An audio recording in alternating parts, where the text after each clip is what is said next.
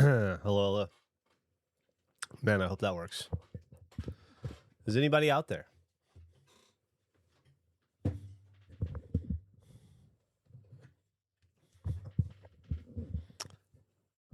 Other than Albert. Take a seat, bud. Relax. Stick around for a minute.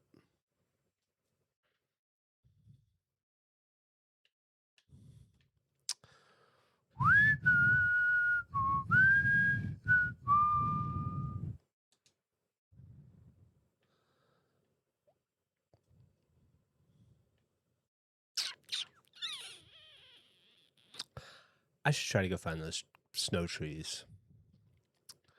I should. Well, first off, I should get the right vehicle. Hey, what's up, Sad Cat Sam? What's up, Phallic Swab? Pink Floyd. I'm not sure which member of the band I'm talking to. Medium fan of your music. What's up, Hudson City? What's up, E-Night? It's Conquering Time with a K. Greetings, peoples. Greetings, hamstrokers, ejaculate. What vehicle was I going to get? I was going to get... Oh, shit. I realize you guys can't see this yet, but you will. Cheeky Wednesday afternoon. Yeah, I wasn't able to stream this morning. And by the way, I apologize for this webcam situation. I just realized that my other webcam is broken, and every time I try to use it, I got to go through hell and back. So I switched it out with this other little Logitech that I have that looks good at a distance, but I zoomed it in, and now that I'm looking at it, it looks like I'm streaming to you from like 2014. I apologize. I still got to work on my lights in this room, you know? I don't think this... Oh, I don't think my Celtics light is helping.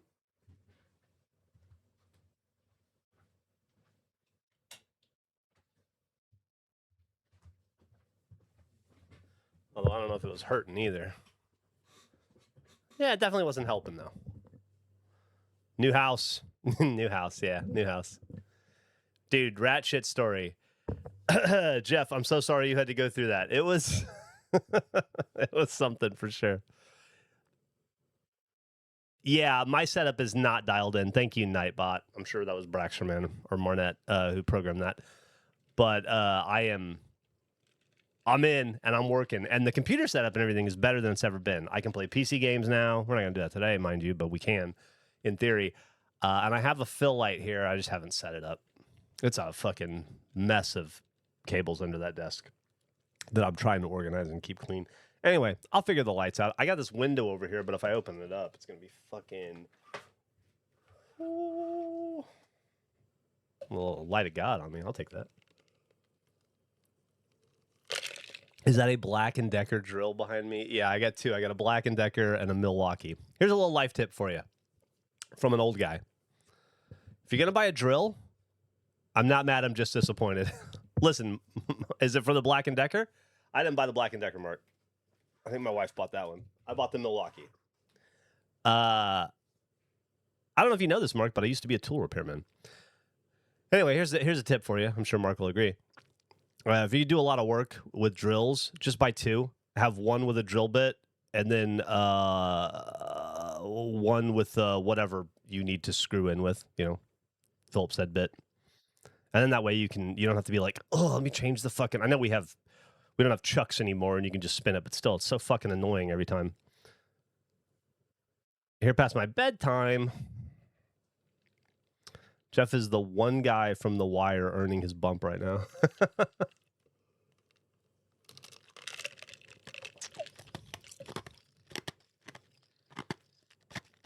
Mark, I'll show you.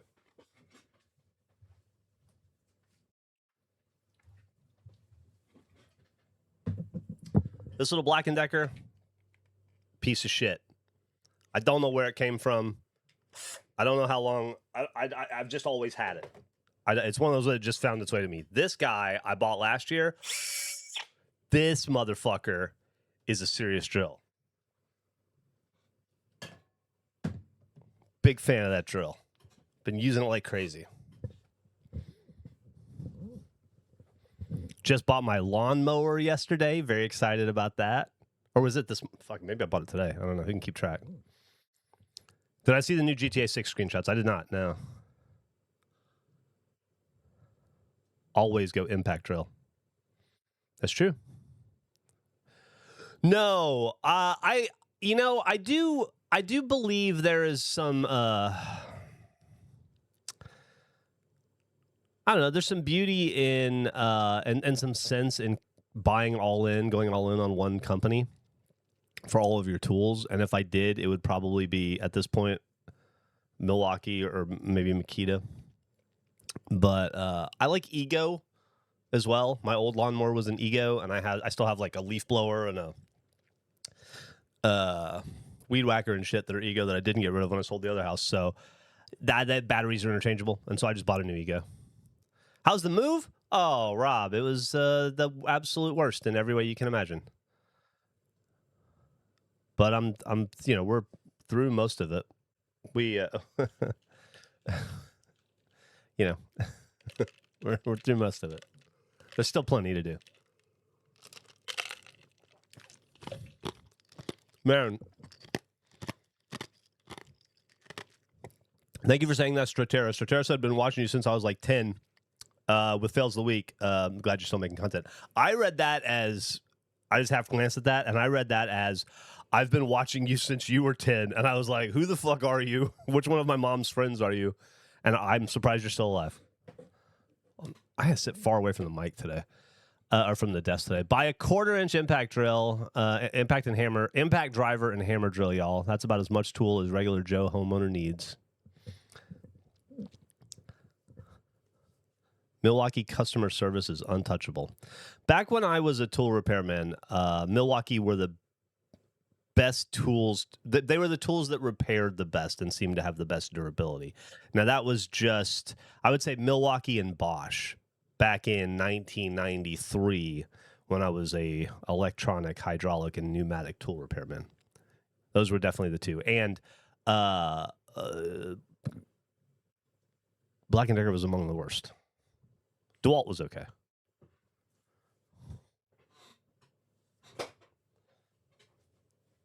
Oh, that's very kind of you to say, Stratera. I read that one correctly. Hopefully you'll check out, if you haven't already, check out the Regulation podcast. It's some say, and I'm one of the some, it's the best thing we've ever done. And by we, I mean Gavin and Eric and Andrew. And I know it's the best thing Gavin and Nick and, I know it's the best thing Nick and Eric and Andrew have ever done. I can't speak for Gavin. Looking to sell my apartment and buy an actual house where I live. Good news is the value of my apartment has gone up by 63%. Congratulations. Now you just need to find a house where the value didn't go up 63%. And then cha-ching. I feel like I'm getting half of Mark's conversation, and I'm actually interested in what he's saying. Kind of crazy. I'm about that age when you started AH. Yeah, I was AH. I don't know how old I was. I was 26. 26 when I started Rooster Teeth. So I would have been 30, 31. 32 when I started Achievement Hunter, maybe early somewhere in there. Wouldn't have been the year Millie was born. No, she's older than Achievement Hunter, right? Yeah, yeah. I think it maybe I was 32. Just bought a house too. Congratulations! It is overwhelming and exciting, all in equal measure, but it'll even out over time.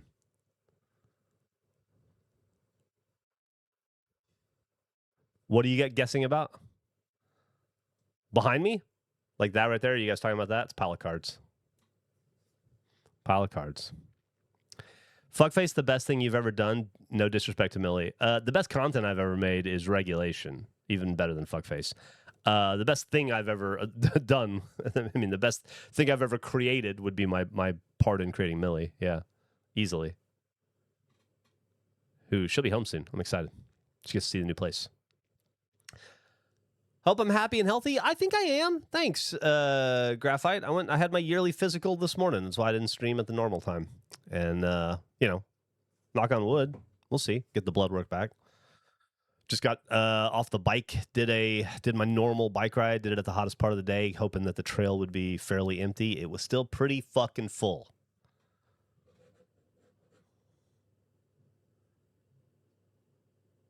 How do I think I'll feel when Millie is the age I was when I started Rooster Teeth and Achievement Hunter? That'll be interesting. That'll be interesting. She is now, well, she's about to turn 21, so she's the age I was when I had my first marriage. So I got married at 21. So in like 4 months, 3 months, she'll be that age. I got out of the Army at 23, so that'll be a big one when she turns 23. She'll be the same age I was when I left the military. Crazy.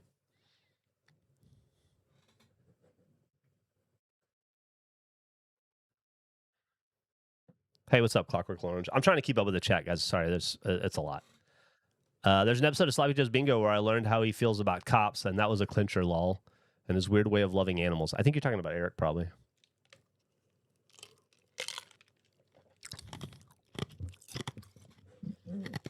All right, God damn it, Mark. I'm going to roll back till I catch what Mark said. Mark said, I'm disappointed in the pest control guy. Y'all's maintenance schedule with filters and the landlord not paying y'all's big money to not tell your rat stories. You should be absolutely be disappointed in our maintenance. We definitely didn't change that filter enough. And I'll be honest with you, I think it's just nobody in regulation wants to take responsibility for that job.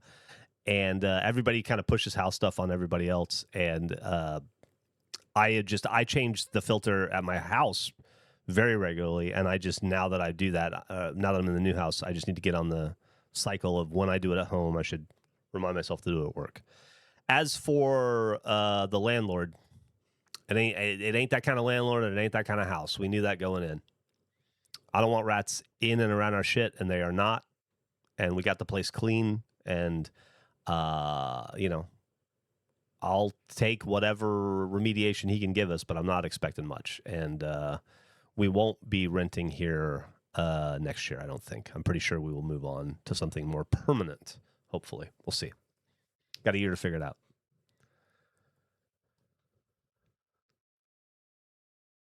Bullet Club says, Jeff, one of my favorite people on the fall time. Oh, well, thank you so much. I appreciate it. I like you, Bullet Club. Are y'all looking for a new place? Not looking now, but ironically, we signed, much like here, the house I just bought, we signed our new lease and then found a new place like 3 weeks later. And we're seriously considering trying to figure out how to break our lease or pay out our lease to get this place. But then they were slow to respond, and then we settled in and got used to the idea of staying. And then when they finally came back to us, we were at that point we were like, "Fuck yeah, we're in." But we have I don't know 10 months left on our lease, 11 months. In that process, probably 4 or 5 months from now, we'll begin looking in earnest.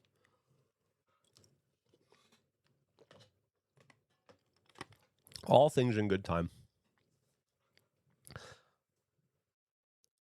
I'm more curious about the assholes you bought the new house from. What was their deal? I think they were just wanting to get out. I think it's I've had time to cool down, and I've learned to appreciate some of the things they left for us. You know, I was pretty heated at that moment, but I have softened significantly. And while it was an incredibly needlessly frustrating experience, and there were some really disrespectful things that went on that I am still offended by. I get over. I'm a big boy. However, I'm also in a room where I showed you guys the other day, where right behind the door are the heights for 2 little girls that grew up in this house, and I imagine it must have been pretty emotionally difficult to step away from this, even if they're moving on to bigger and better things, And I remember how hard it was for me to leave Millie's birth house. She and her mom didn't, but I did, and so. Hi, I'm streaming. So I've calmed down. They did do some nice stuff. They left some nice stuff for us that were pretty cool. People were just asking if I'm still mad at the people who sold us the house. If you're still mad at what? I guess in the podcast today I bitched about, and I said I've softened on the people that sold the house. There were some nice things they did for us, and as I learned to appreciate the house, we've softened on them, but we hate their We'll never forgive him. Oh, well, no need to go into that. Oh. Because it's his responsibility to do this. I'm still pissed the house was dirty. Yeah. Well, what are you going to do? I got to get my lights fixed. I look like I am dying in this. Why don't you turn that light? It's not plugged in. I don't have a space for it yet. I gotta rework some stuff. And if I open the window, it's too damn bright. It's a whole thing. I can do this. Is it a... Hey, that's better. Kind of. I tried to color balance by pulling up an image of just an orange window to balance. That's better. We gotta get you the lighting like that kid that was like, okay. Just Vaseline on everything. In the future, can we get a couch mic for Emily? Yeah, they can't hear you. Yeah, we can get a couch mic for Emily. Absolutely. Y'all also complained months ago that the air conditioning and heat smells like piss, and that's rat piss, y'all. There are rats. Yeah, that's true, Mark. I'm getting chastised by Mark. Oh, did you tell... Wait. About the rats in the ceiling at work? No, but did you tell Mark, or you have, in the thing we talked about how we were pissed about the filters? Yes. But then we've learned since. We have learned since that those are old returns and that it's a new kind of system where you have that like big drum filter and you replace it at the unit like much less often. And so they didn't actually fuck us over there. A couple other places though. Will you ask Mark if he thinks cellulose or like the fiberglass stuff is better for insulation on a like roof? Mark, I don't know if you heard that, but my Emily would like to know what the best insulation is for an attic. And can I do it myself? And she really thinks that she should do it herself. Blow it in myself. She wants to blow in cellulose or lay fiberglass, or I don't even know what the fuck people do now. But we need it, and she's become really invested in the idea that she's going to insulate our attic, which I think is a bad idea because I think that means I'm going to have, after about 18 minutes, I'm going to have to insulate an attic, and I am not looking forward to doing that. I'm going to hear, Jeffy! It's hot! Jeffy! I'm not tall enough. Then it's over. It's all fucking over for old Jeff. Then I'm on YouTube learning how to blow insulation. Yeah. It's rough but doable, says Phallic Swab. Beef Stroganoff says you're going to be itchy for the rest of your life. Okay. So I should hire a professional. But I'm going to do cellulose. That's not itchy, I don't think. Mark the Frog says fiberglass insulation is more efficient but expensive. Very, very annoying and itchy. Cellulose is cheaper, less efficient, and a lot messier. Well, fuck. Which one? Well, I think it's a bit. There's no perfect solution. You pick your poison. Sounds like professional. Sounds like a job for a professional. I agree. I completely agree. Oh, boy. Who else almost cut their fingers on a mandolin yesterday? Funny enough, my wife, actually. She's slicing up onions last night. How did you know? Jeff, your house story really resonated with me because I'm waiting to close on my first house on the 2nd. Good luck. God bless there. It's conquering time. I hope it goes exceedingly well and smoothly for you. Also, get ready for the most work you've ever done in your entire life moving into that house. But it's good work. It's actually good work. The prep work going into moving sucks, but when you actually move, it's the best. Because then you're just like seeing progress everywhere you look. Every box you remove makes you feel better and less burdened. Mark said hire a professional. Okay. Good. Don't bother with spray foam insulation on an old construction. Oh, good to know. Good to know. Even if it's like a 6-inch space between the rafter and the ceiling and the roof? He said especially if it's a 6-inch space between the rafter and the roof. And there's none? I don't want to be humane to the rats, T800 Rad, but thank you. Yeah. In America, do you use attics to store things?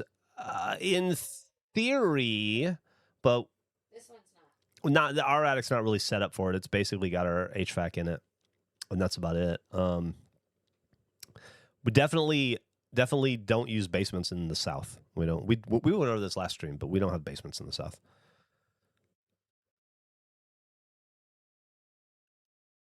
Did you consult Ratty Boy? I worked in retail 15 years. Most contractors use fiberglass. Cellulose is naturally compacts over time, making it less efficient, as Mark pointed out. And cellulose will attract bugs and critters more. Oh shit. Fuck that stuff. Beef Stroganoff says they used to build attics with paper floors. That's true. Yeah, A long time. Detroit house we looked at was all lined with old papers. Every attic in every Detroit home I went through had newspapers stapled to the walls for insulation. That was cool. What was your biggest hurdle getting over to becoming an online personality? Oh, you know, it happened so gradually over so many years that there weren't really any hurdles for me, honestly. Like for the first 5, 6, 7 years, we weren't really internet personalities. We were colors in Halo. And so it wasn't until later when we started making live action and showing our faces that they kind of transitioned into that. And that happened pretty slowly, pretty gently, I would say. Yeah, there weren't internet personalities as we were becoming internet personalities.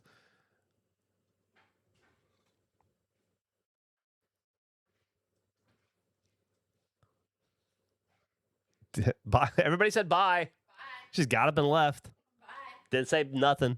I'm still here. Hey, Jeff, any tips for a new dad?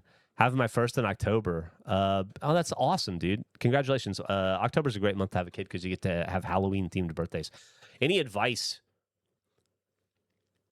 You're going to want to feed them multiple times a day. They need sleep. You got to water them. Definitely got to bathe them on occasion. When they get teeth, you'll want to brush them because they're not going to know how to do it. Teach them words, and they can communicate with you. That helps a lot. And congratulations on the greatest adventure of your life. You're going to fucking love it.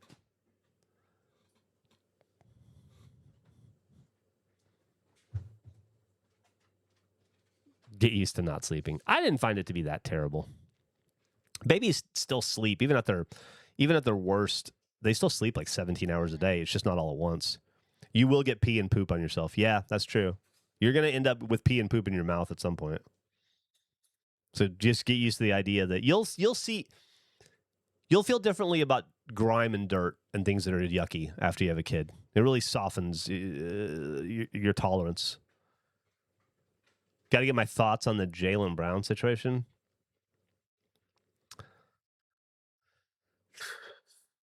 I mean, I hate that. I hate when people say "I mean" when they don't know what they're. It's such a verbal crutch. Is even worse.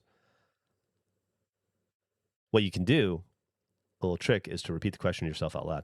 What do I think of the Jaylen Brown situation? I think it's unfortunate that it was in the public eye because it puts Jaylen Brown in an uncomfortable position where he has been publicly dealt and it didn't go through. And now it requires a certain level of professionalism on his part to then return to the team and get over that.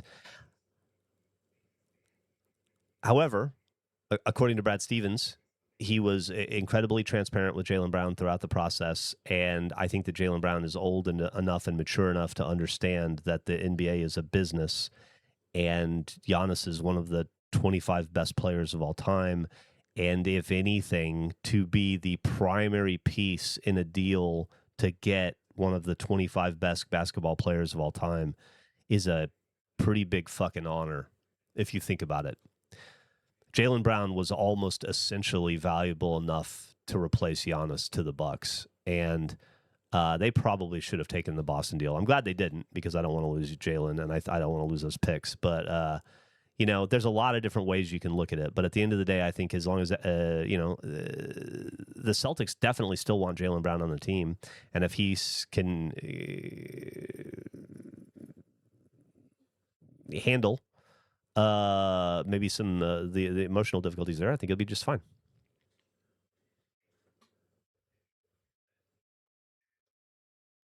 I'm watching the World Cup. I watched the England game yesterday. But anyway, that's how I feel about the Jaylen Brown thing. I'm glad he wasn't traded, and I hope it doesn't ruin the vibes on the team. But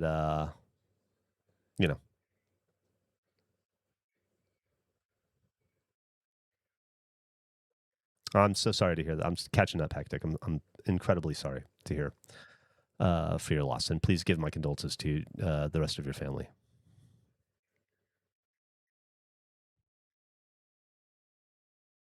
My son got me my first Gerpler for Father's Day. That's awesome. The part about bad being transparent in the whole thing is key. I think. I agree. I agree. I think that if I think that Boston, I think Brad Stevens is the best GM in basketball, and or at least top two. And I think that he is going to do it in the most respectful way possible, which is why it will be possible for the Celtics to continue with a Jaylen Brown, Jason Tatum led team. How did you manage to overcome that situation that felt like what felt like very quickly? How did I overcome my alcoholism? Oh, I mean, it's not something that certainly wasn't quick. It took me probably 6 years of failed attempts, maybe longer, 7, 8 years of failed attempts. A lot of low points, but ultimately at the end of the day, it was just like I hit rock bottom, you know, and I felt it, and I knew it, and I knew it was the moment. There was no denying it, and I was faced with a decision: did I want to be a dad and raise my daughter, or did I want to drink myself to death? And my love for Millie, I guess, led me in that direction. But it certainly wasn't quick. It was, and alcoholism is it's not something that just goes away. I don't deal with urges or difficulties with it very often, but it still does arise unexpectedly from time to time, and it is still something that you have to like. You learn tricks and uh, exercises in your head. You learn like little ways to deal with things when they come up, and you just have to stay on top of it. But it never completely goes away. At least it hasn't for me in 9.5 years. That being said, it's a hell of a lot easier today than it was 3 years ago, than it was, which was easier than 5 years ago, which was easier than 6 years ago. It does get easier.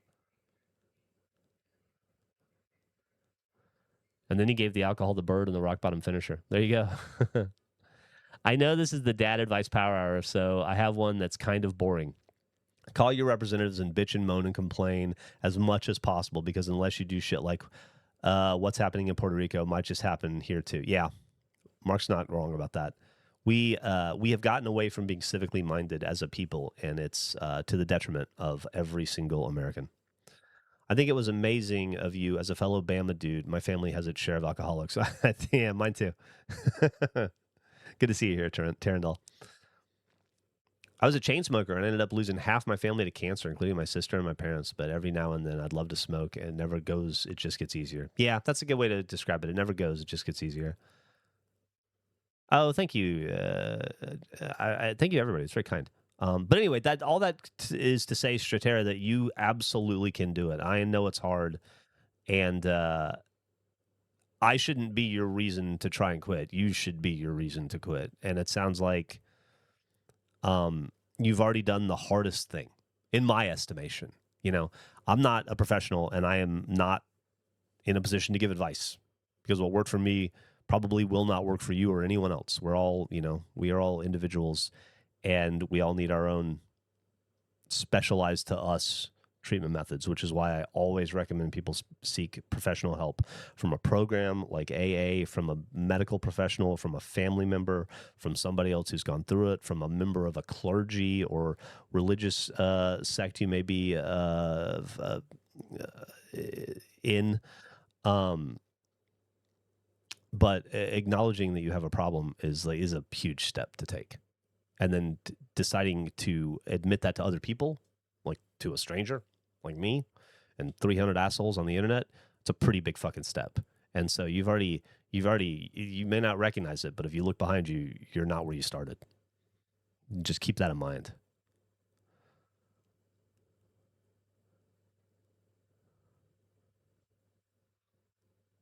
Happy belated birthday. Oh, thank you so much. Of course. Here in West Virginia, we're fighting coal companies to stop dumping chemicals and coal run off into the drinking water. And, yeah, I know. West Virginia's fucked.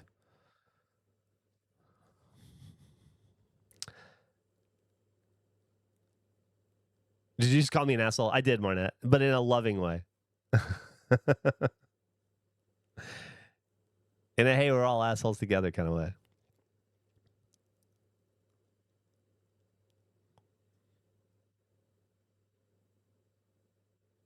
Don't imagine what's in the ceiling and the vents. We've covered it up. It's fine. Just don't think about it. We're not going to think about it.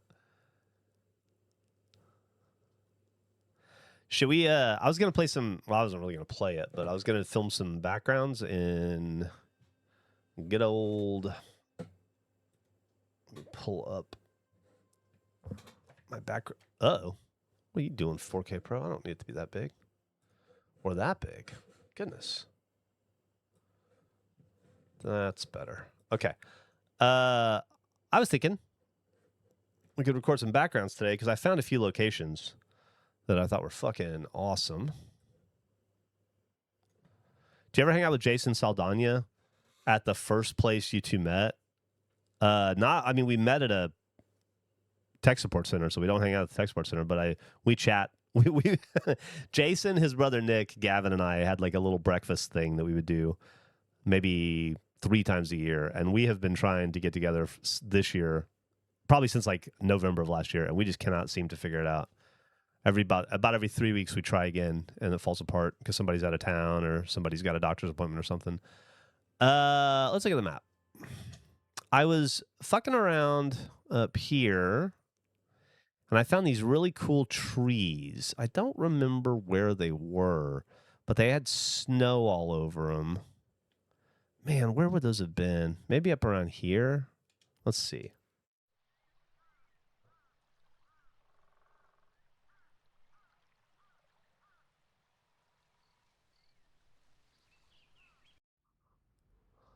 Yeah. I don't know if this is... Yeah, this is it. Okay. By the way, I don't know who made the regulation photography skin for this bad boy, but I love it. Thank you. Look at this bitch. Look at that. Isn't that awesome? So anytime I'm filming... is it up on the D-pad? Yeah. No, that's photo. Exit down.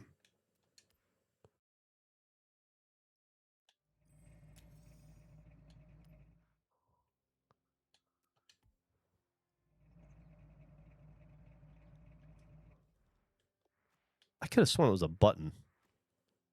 I feel like I'm getting dumb. That's okay. I'll just do it this way. Is it Lucian that did it? The patches are fucking great. Yeah, check it out. It's there's me in there. Regulation photography. And then yeah, you got the protected by falcons and no scrumping stickers. Isn't that just delightful? I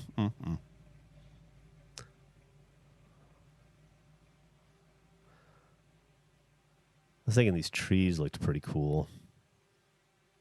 Maybe get over here away from this fencing. Yeah.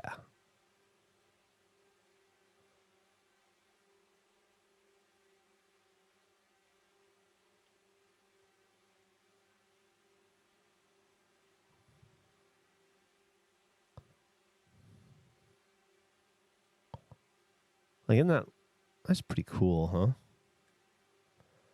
huh? What is it? That is a perfect background. So let me go ahead and record this. We'll do this for 15 minutes. And then we'll move on.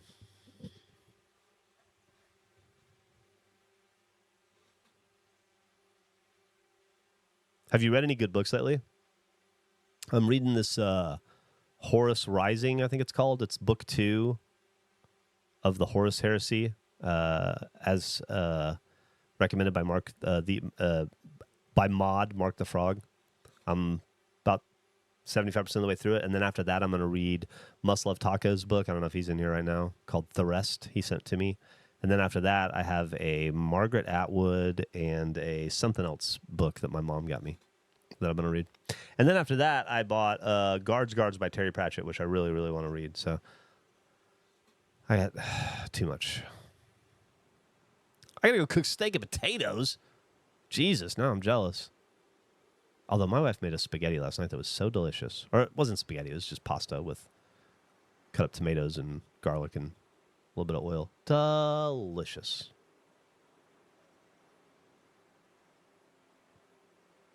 Are you going to hop on the Dungeon Crawler Carl train? I don't have any plans to. Are you guys big fans of the books? I've never read Brandon Sanderson anything, and I've never read I know he didn't write Dungeon. I realize I just responded to two different questions at once, and it may sound like I think that Sanderson wrote Dungeon Crawler Carl. I know he did not. But I've never read Brandon Sanderson at all. I have some of his books that I've bought from time to time, but I've never actually read any.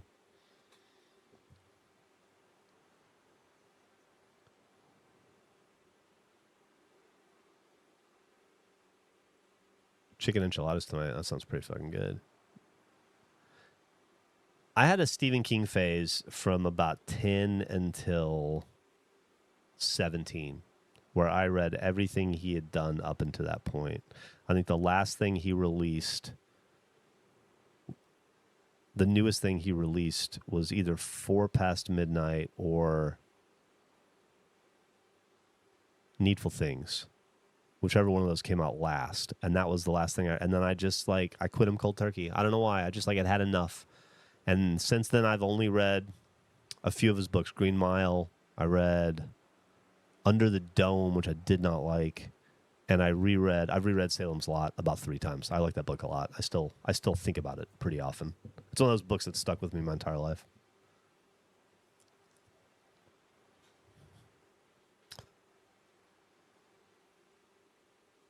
I haven't finished The Dark Tower. No, I've only read the first 3 books of The Dark Tower. Like I said, I quit. I read everything, and then I just stopped right there at whichever one of those 2 books came out last. I can't remember. I remember reading the synopsis for Gerald's Game and not being into it, and then just not reading anything after that.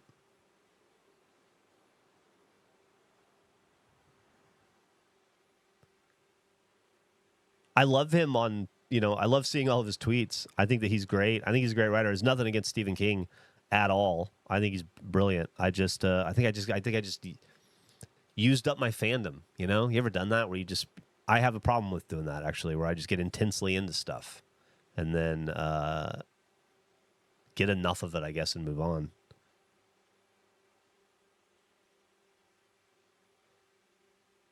Did Terry Pratchett, was he the other writer in Good Omens? Was that Gaiman and Pratchett?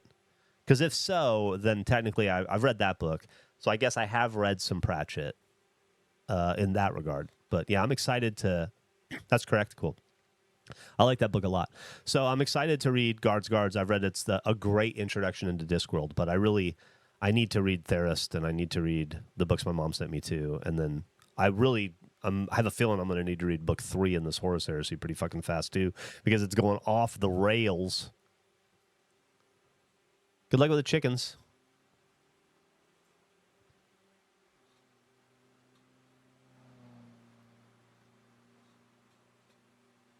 The Stand was 500 pages too long.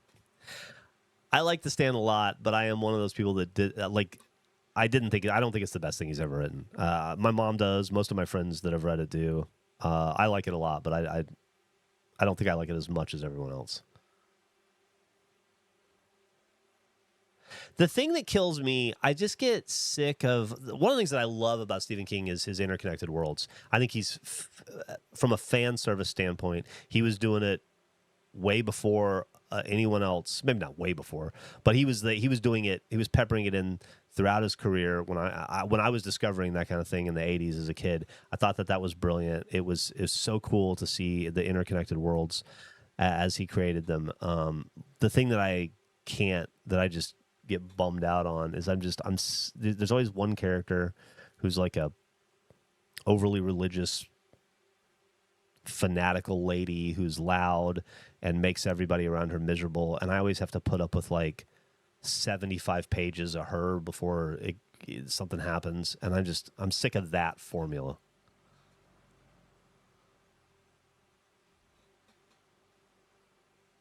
What was my biggest hurdle to get over in relation to drinking? Filling my time.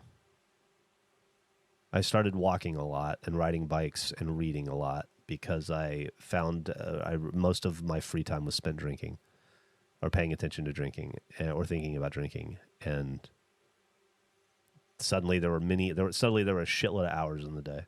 But also when the alcohol went away, my motivation to do stuff came back. And so it was easy. It wasn't easy.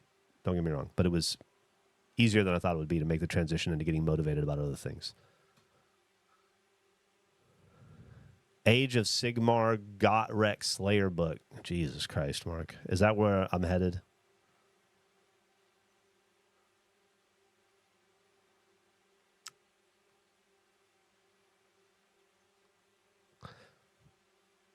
When I quit drinking, I watched every horror movie on Netflix. Yeah, I really re-engaged with my love of reading. I would keep a small paperback in my pocket at all times, and then if I would have wherever I was, if I would have cravings, I would just try to sit down and read 3 or 4 pages and just like distract myself with another world. And I always found that to help. And then after a while, I would just sometimes I just hold the book, and that would be enough. And then I probably did that for like 2 years. I'd keep a book in my back pocket, and then sometimes I'd just touch it, and that would like recenter me. Maybe was a way to say it, ground me a little bit. Thank you, Booty Bandito. Thank you for everyone who's donated or subbed. Really appreciate it.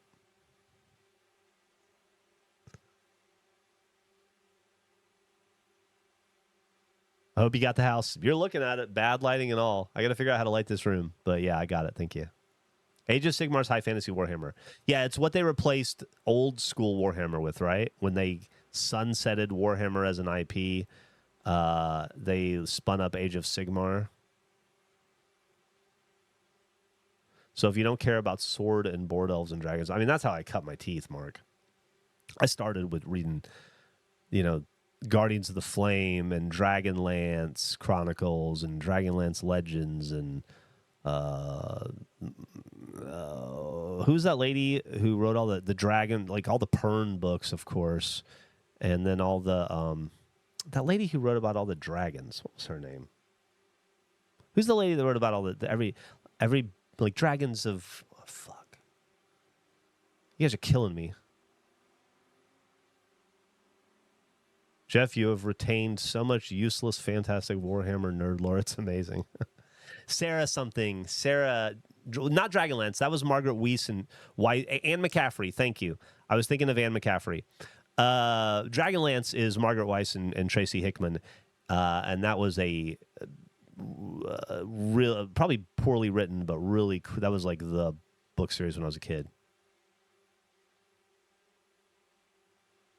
Xanth, yeah, a lot of Xanth when I was a kid. Absolutely, a lot of Piers Anthony, Golem in the Gears and whatnot. Yeah,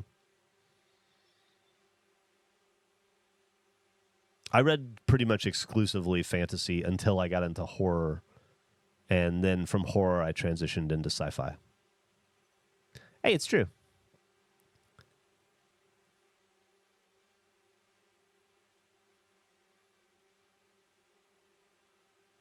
Is there a way to recover the people that you lost because you're drinking? I don't know how to answer that question.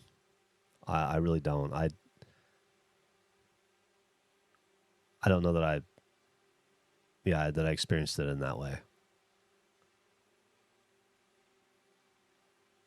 If anything, I lost people in my life because I quit drinking.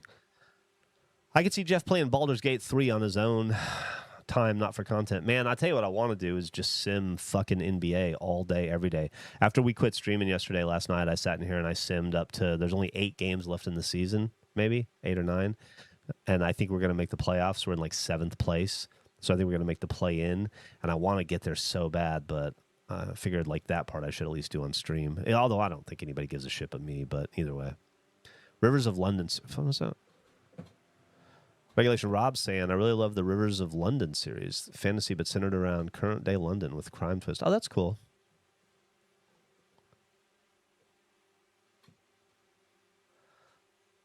I just bought NBA 2K to do my own fuck face off with some friends. Hell yeah, that's awesome. Sim 2K basketball while backgrounds are recorded. If I had 2 Xboxes, I guess I could. I got my Nintendo set up today though, so we can do Switch 2 stuff now, in theory. I need to plug my PlayStation in, but I think I have it hardwired in now with, I think it's ready. So in theory, we can now go, with a little bit of work, we could do PC, Xbox, PlayStation, and Nintendo at any point in time. However, I imagine we'll probably still do Xbox 98% of the time because I am a creature of habit.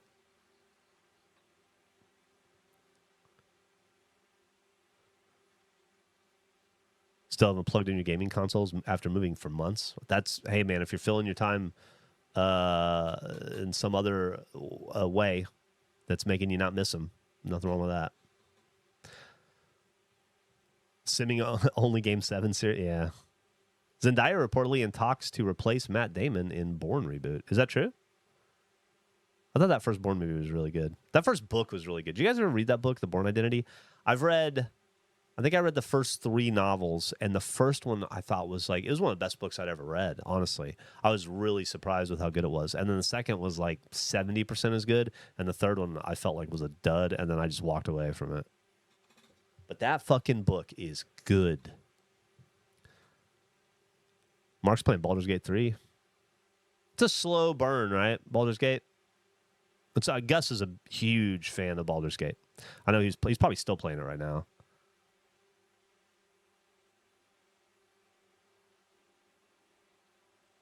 Upgrading an electric scooter sounds like effort.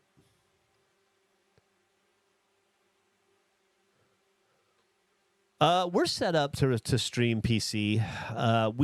Andrew couldn't stream PC for about a month and a half there while he was dealing with some stuff, having to be out of his house, and so that just set us off for a bit. But we can stream PC. We stream. I mean, Eric streamed his Ratcoin game. We can do it.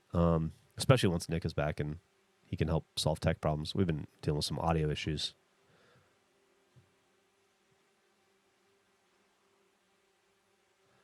A Spell for Chameleon. I read that book.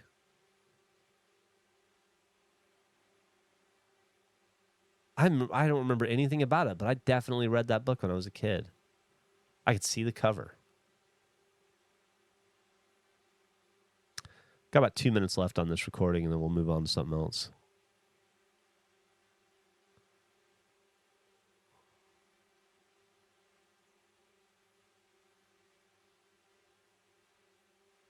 Coin drop? Yeah, that was another PC one, I think.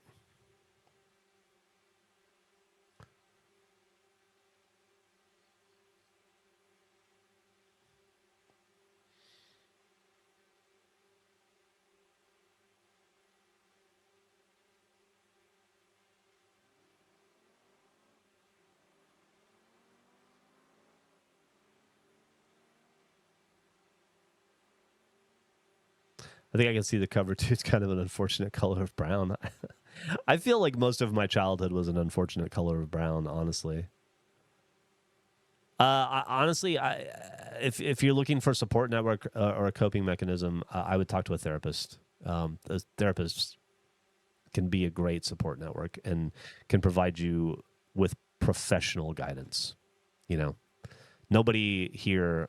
There's a lot of supportive and well-meaning, wonderful people in this community, but none of us are professionals. You know, at the end of the day, and well, Mark's a HVAC professional, but there may be a professional therapist hiding out there in the chat. But I definitely recommend therapy. I was in therapy for probably 18 years, and it was fuck. See, that's good to know. All right, well, we had enough time for it before it stopped. Okay, let me stop that recording. I stopped using a cable for my controller because it kept getting disconnected and it was annoying. And I think it's this controller has I don't know, the top's fucked up in some way. And so I knew there was a reason that I had been plugging it in. I couldn't remember it. And that, I think, was the reason. I think that was the reason. Where's the H? Let's go to the H. Some stuff to film there.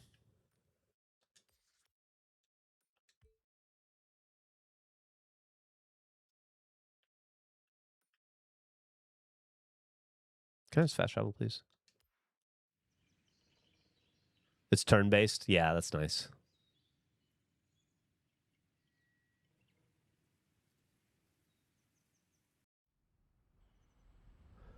No problem, Stratera. That's what we're here for, man. Come hang out, chat, shoot the shit, unwind, unburden yourself. That's what we're here for. I think, yeah.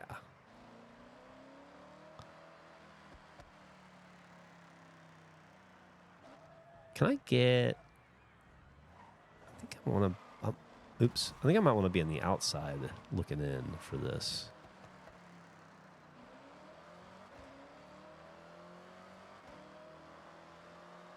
These people are pretty fucking dead and soulless, and they're on a loop that's distracting. Can't sneak through that. Never mind. All right.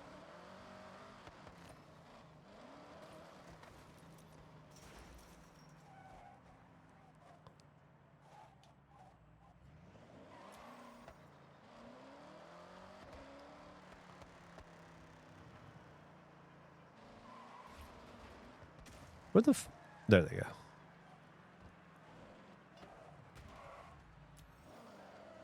I can't get past this, can I? Huh.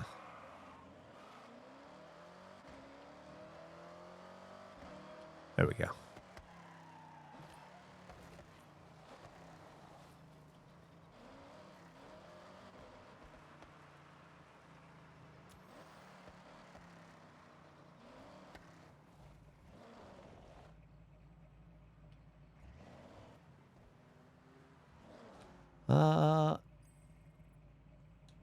Oh, there it is. Damn it, dickhead. There we go.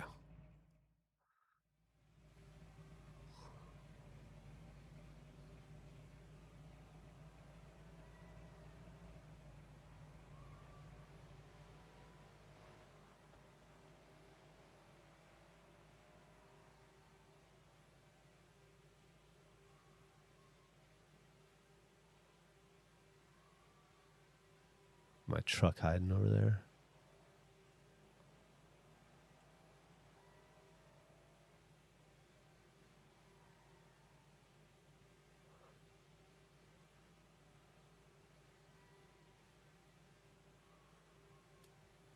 Yeah. I don't like the way that leaf is freaking out. Let's try that again. That's fine. Okay. Well, we'll record this as long as the controller will let us. About 14 minutes, I guess.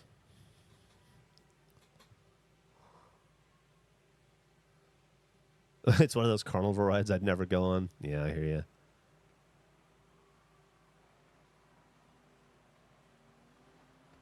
Nice. I was hoping we get some cars driving by occasionally. They're all going to be like old GMC Jimmys and shit because that's what I'm driving. What inspired the idea to film podcast backgrounds in video games? That's a... Do you want, I mean, you want the honest, real answer that I've given here before, so maybe boring to some people, but many years ago in season 4 of Red vs. Blue, when we were in the downtown Buda office, Bernie and I would get to work before everybody else. I was always a morning person. So Bernie and I would get to work around 7:30, 8 in the morning, you know, probably both take our respective kids to preschool or whatever and then meet at the office. And it would always be he and I. We'd go downstairs and get a cup of coffee because there's a little coffee shop below us. And then we would turn on the TV, and on, I don't know, Discovery or TLC or one of those channels, there was this show called Sunrise Earth, I believe is what it was called. It was a 30-minute show, and it came on every morning, and it was just HD footage that people went and filmed of the sunrise in beautiful locations around the world. Like it would be on a dock in Halifax, and then it would be like in the Saharan desert, and then, or the plains, and then it would be like some little village in Bar Harbor, Maine, and then it would be, you know, I don't know, cows watching the sunrise in a dusty pen. And we would just sit there and we wouldn't say a word to each other and we would just watch it. And it was like, it was the closest thing to meditation I've ever done, probably. And it was very zen. And it was it was one of the best memories I have of Bernie and the time that I spent with him is doing that together. And we both loved it. And a couple of years after that, when we were making the season 5 DVD, I want to say, may have been even season 4 DVD the year we were making it, we decided that it would be fun to try to make our own version of Sunrise Earth and Halo as an Easter egg or an extra. I don't remember what it was. In the, am I bothering you? No, I don't want to bother you. Oh, thank you. I love you. An Easter egg, or I can't remember if it was just like a bonus feature on the DVD or if it was an Easter egg or what. But we filmed a little video called like "And Now for Something Different" in Halo, or for a different kind of Halo. I don't remember what it was called. Emily, boom. And Emily comes in. Oh my God! Shut up! Nobody cares. I've heard this story 1,000 times. We filmed our version of it in Halo. I want to say Halo 3, where it was just like some fish swimming, which I thought was exceedingly cool that they programmed fish into the game through some little pond in a multiplayer map. And that was like a 90-second video we put in as a, like I said, I don't remember if it was just a bonus feature or if it was a Easter egg or what, but we put it in one of the DVDs. And there was something I really loved about that I never stopped thinking about. And it just itched at me forever. And I felt like there was something more to that, and it made me want to go do things like that for Achievement Hunter, but I could just, other than like, you know, I had Jack go film L.A. in 2016 or whatever, and then we superimposed it with L.A. Noir and, you know, showed like real-world locations then and now kind of stuff. Other than that, I had trouble finding ways to use those ideas that if they didn't revolve around comedy. And so I just put it in my back pocket for years and years and years. And then I just got to thinking about how boring it is to have an audio podcast on YouTube where all you see is the logo, or Nick was doing the thing where it would bounce around like the old DVD logo, which is, you know, a little bit more interesting. And then it hit me, why don't I just film backgrounds, relaxing, beautiful panoramic backgrounds in video games showing off their beauty, and then that'll provide some sort of visual component that people can at least look at where not a lot is happening. It's not going to be distracting to listening to the podcast. It's pretty repetitive, but it's just something for your eyes to take in. And that's your answer. Very, very long answer.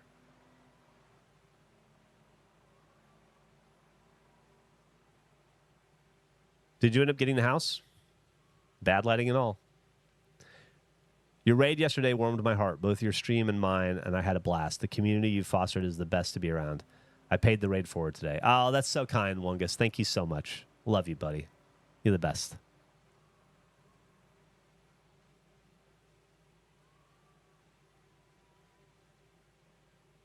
Oh, thank you, Drew. That's so kind of you to say.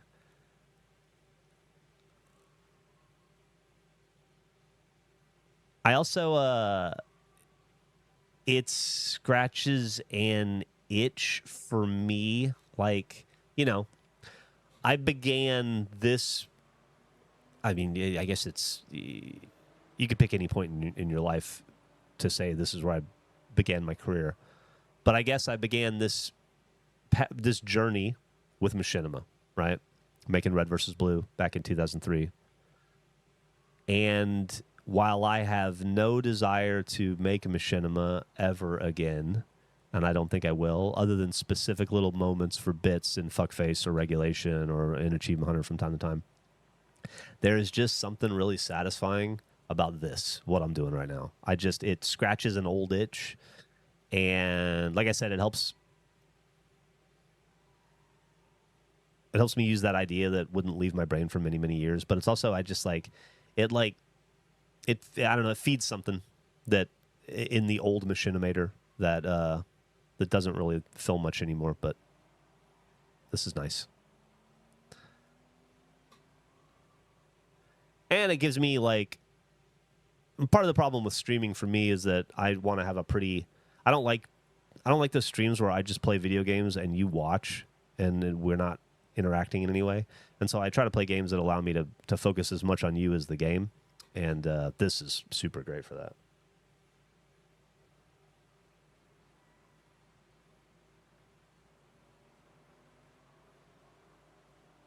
Your copy was on your desk, buddy, is going to be ingrained in my brain forever.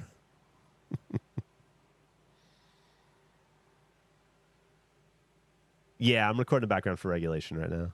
I don't know when, though. I still haven't given Nick the ones that we recorded like a month ago. That's another fun thing, too. I like to record them on stream because then someday, maybe down the road, 6 months from now, you'll be watching a podcast and you'll go,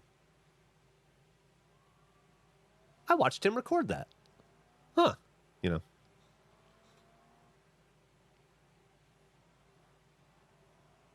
Are you guys going back to Deputy Indiana? Nah, I don't think so. If there was a little more to it, I think maybe it could have been a thing that we returned to. I did still, I pitched them on the idea many, many years ago now at this point of erecting an obelisk in Deputy, like a regulation center of the universe obelisk. Think the, giant Egyptian stone obelisks. And I would still like to do that. I would still like to commission and I'd still like to buy, a half an acre of land in Deputy and buy and commission and erect a permanent stone obelisk to be there forever. And, I don't know who's going to put the money and the effort and the work into making that happen. Maybe it'll be me eventually someday. But failing that, no, I don't. That'll be the next trip to Deputy that we have planned is when we dedicate our obelisk, which doesn't exist and probably never will. We're supposed to be doing a trip down Route 66, but not a lot of work has been done to plan it. How do you think Canada is going to do with the World Cup? Great. Fingers crossed.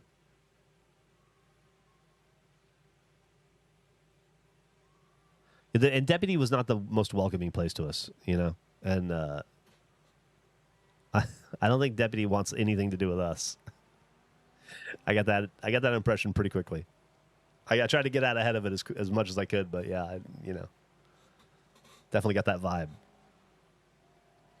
All right, we got about 9 more minutes on this bad boy.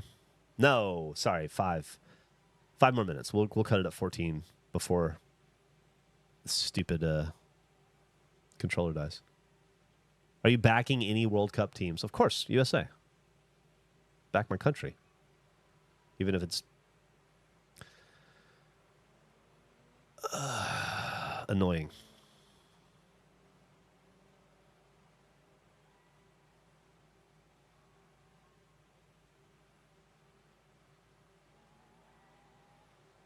You should back Canada. Of course. I root for my friends' countries, too. Also, back the UK. A country is not its government. That's correct, Mark.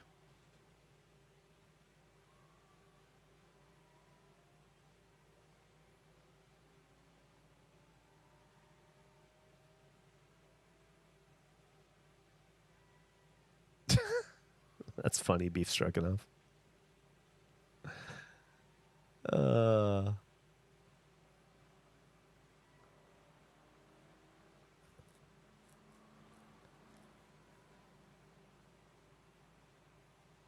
I think, yeah. I realized the other day, I've been out of the Army longer. It's been, I got out of the Army over half my life ago. That's crazy. I don't know why I was thinking about that, but I was. Any of you guys ever serve in the military and then kind of completely forget that you served in the military most of the time? And then surprise yourself when you think about it and go, oh, yeah, I did do that.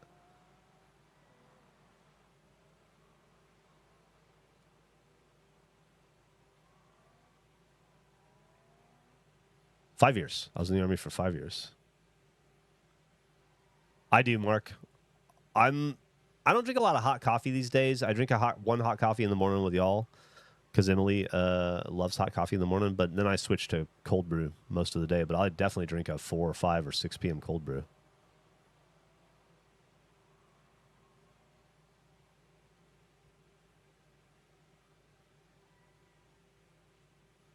Got my own coffee pot at my desk so I can drink it all day. That'd be dangerous. That'd be dangerous. Just pounding K cups all day long. When I've known my wife more than half of my life, that's awesome. I think Gavin and I are there at this point.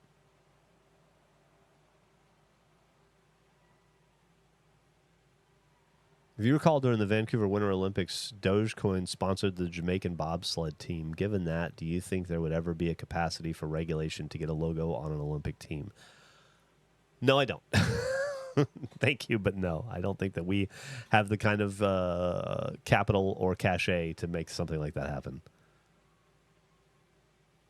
Be happy to get a logo on a junior hockey team. That's kind of our speed.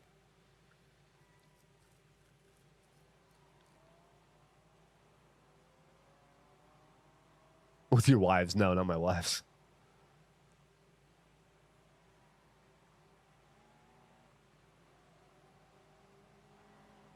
Did Gavin help you move? He did not. He did offer, and I didn't take him up on it.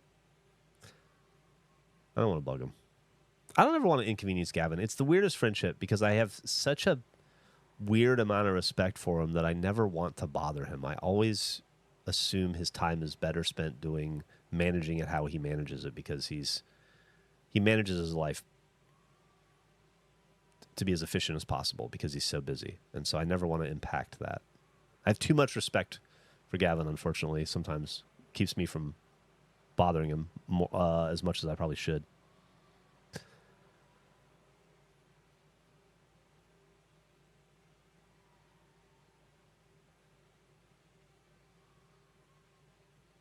I did, yeah. Tropic Blend, I did, yeah. Not to spoil next week's podcast, which was recorded 5 minutes after the one you just heard, so it wouldn't be in there anyway. Yeah.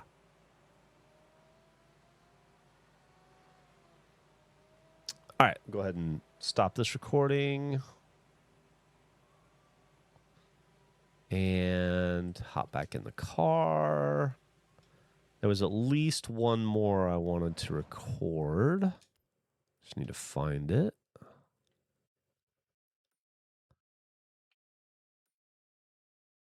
Oh, there was one over here that was surprisingly beautiful, overlooking the city. I'll look at that one last because I don't know exactly what I'm looking for there, but I do know what I'm looking for over here, and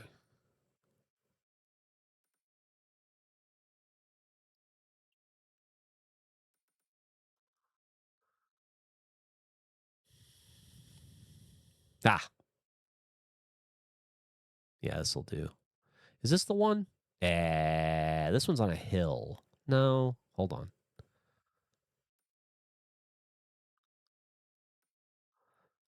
This map is deceptively large.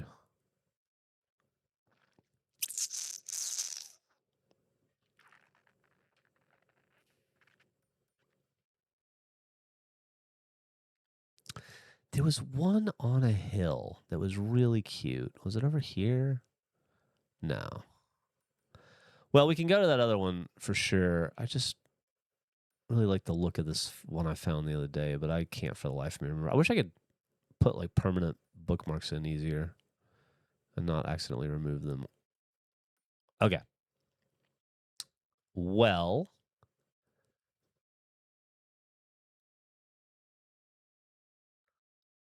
we'll go over here.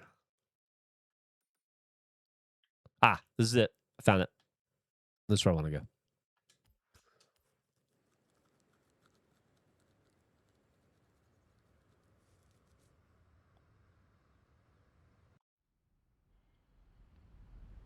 Oh, I don't think so, Dan. I'll never reach that because Dan and Gavin have known each other since they were kids. Not this guy, though. I want to change cars to this guy.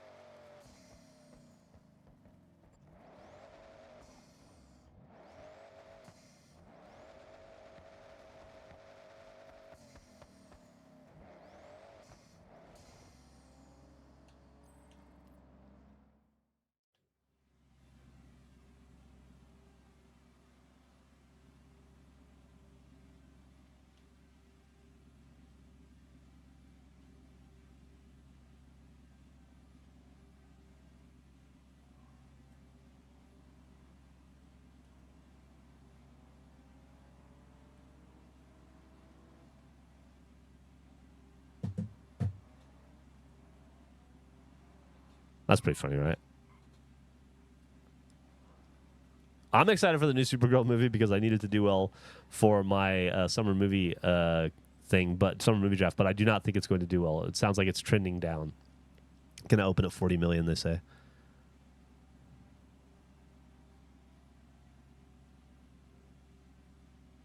Games have come so far since the early days of 3D. The lighting is amazing. I know.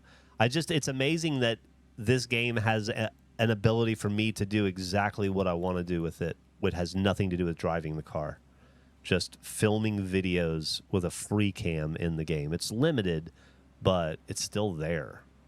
It's still crazy that it's there.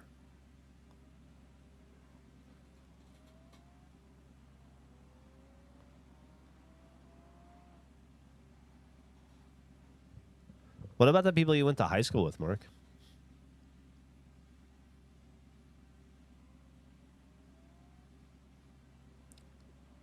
By the way, I haven't talked to my high school friends in 30 years. No, maybe 25 years.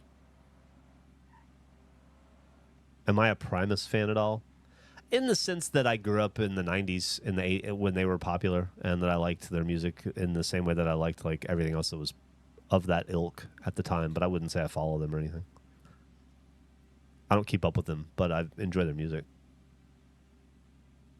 I can't remember the names of the people that I went to high school with. Yeah, I hear you. C'est la vie. I haven't talked to my high school best friend in at least 20 years. He sent me a really shitty message on Facebook, and I didn't appreciate it.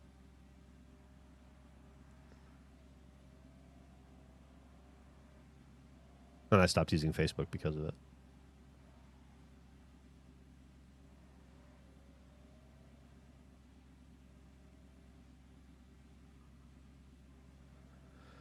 Yeah, I wouldn't even know where any of them live or if they're even alive anymore, honestly.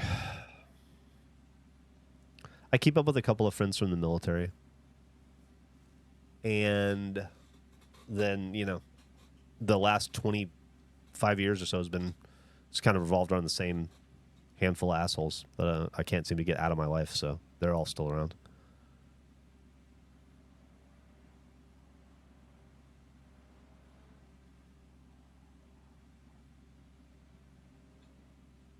Very whelmed by it, huh?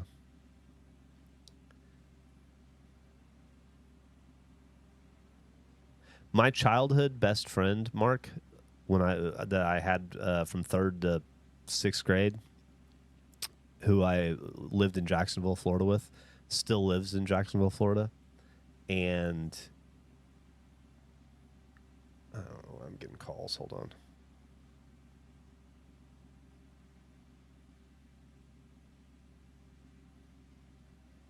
Let's make sure I'm not missing a contractor or something. Definitely not. I don't keep up with him very often. I did see him once about 10 years ago, but he and my mom keep in touch pretty regularly, so I hear about him through her. But so I do have a connection to Jacksonville still. Wouldn't it be funny if that guy that you're talking about is my friend, Mark, and we both know the same person?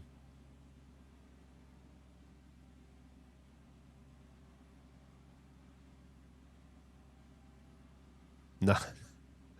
That Plowman's Pizza was rough. It's hard to make friends as an adult in general. It really is. And it gets harder the older you get. And then your motivation to do it wanes the older you get too. Your world shrinks as you get older, I think.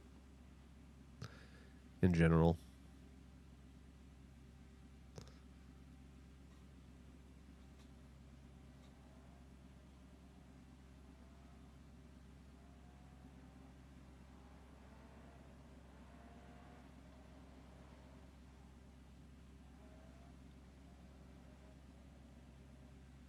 I like that it's a night shot because you can kind of tell that this is a warthog.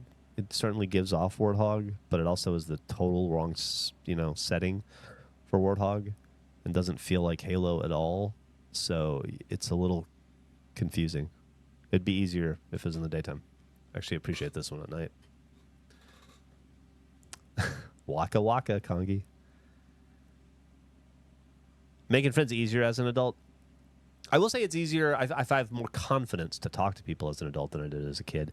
But a lot of making friends when I was a kid was like, you go to a place and your mom walks up to some kid and says, "This is my son Jeff. He's your age. Play together." And then like so much of a childhood friendship was parents putting two kids together and saying, "Go figure it out."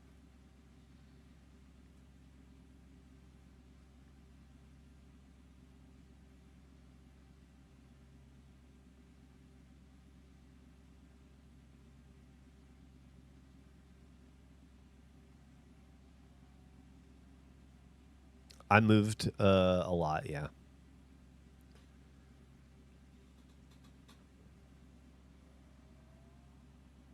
Do you think any of that is just getting somewhere new and thinking no one knows anything about me? I can be the version of me I want to be. I didn't have that conscious thought until I joined the military. I remember the moment it happened. Like, I remember the moment. It was one of the biggest moments of my life, probably. I used to very much give a shit what people thought about me and allow myself to be very affected by it. And then I was on a bus with 40 strangers driving 4 hours from Mobile to Mepps in Montgomery or Birmingham, wherever the fuck it was. And I just... Actually, it wasn't that bus ride. It was the bus ride after that, which was from Mepps, or from whatever it is. Yeah, I think it's Mepps, to South Carolina, to Fort Jackson. And so it was a much longer bus ride. And that was from like Montgomery or Birmingham to Columbia, South Carolina. And it was on that bus ride, sitting behind a guy who would end up becoming my best friend for many, many, many years. I just had a epiphany. I was listening to him talk to another person and sitting next to him, and I was listening to two people feel each other out and talk about themselves. And I just remember thinking, like, these people don't know each other at all, and they're about to. And something clicked in me, and I realized that nobody knows me, and I can be anybody I want to be.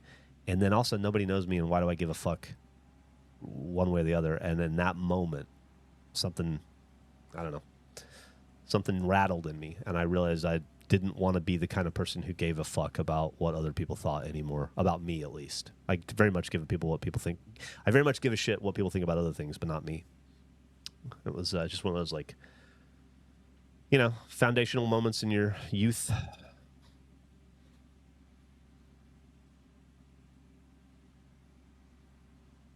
Working full time and then having a wife and kid at home does not really breed the environment to go out and socialize with my peer group, says Mark the Frog. Ain't that the truth, buddy? That is true. Also, I find when you become a parent, your friend group really ends up revolving around your kids' friends' parents. Like, you spend a lot of time. Millie's childhood. I spent so much of Millie's childhood, so many Saturdays and Sundays, sitting awkwardly in some family's kitchen with three other dads while the kids had a birthday party or whatever, and you just tried to find some fucking commonality. And they're like, "Do you like the Longhorns?" And you're gonna be like, "Not really." "You like Crimson Tide?" "Not really." "Pretty hot this year." "Yeah." "You want another beer?" "Yeah." It was like 8 years of Millie's childhood. It felt like every weekend.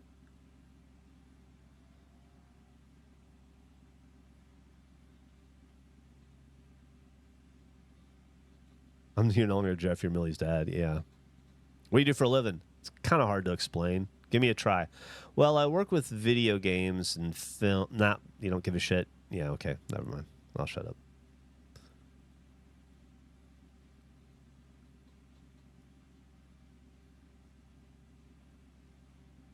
I was definitely raised in a time when no one talked about their feelings, boys or girls.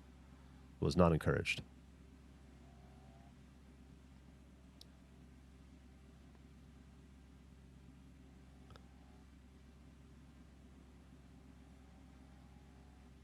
I never figured out how to tell it in a way that made me sound anything other than weird or a loser.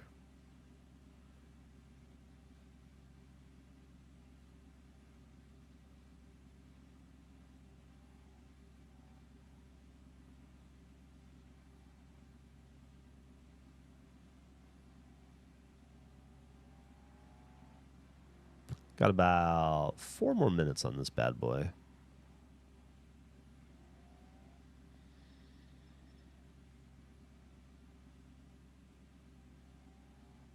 Man, you will work so hard to try not to fuck your kids up in the way you feel like your parents fucked you up, and you will somehow do it anyway, and you won't realize it until you've already done it. And then you're like, this is the opposite of what I was trying to accomplish.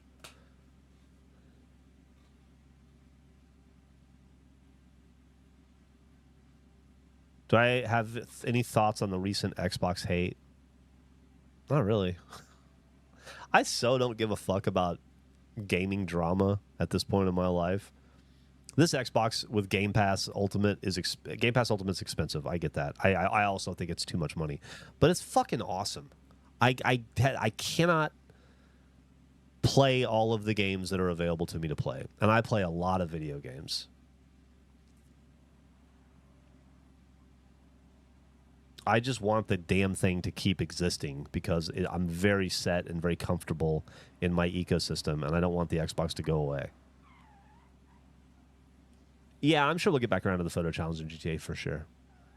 Scared of fucking my kids up like my dad did to me. Yeah. I hear you. The reality is you're going to fuck your kids up a little bit in ways that you didn't realize. Probably as a result of trying so hard not to fuck them up in, this way, you're going to fuck them up this way a little bit by, overcorrecting, or by having a blind spot over here because you're overly focused on this thing because that's how you got fucked up. It's kind of a no-win situation.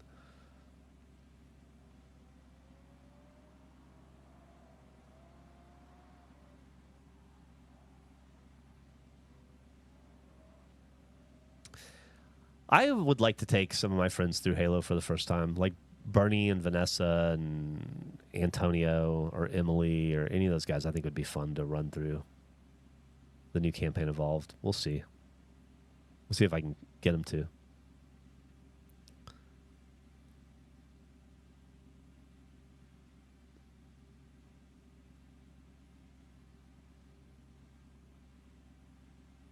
All right, one more minute.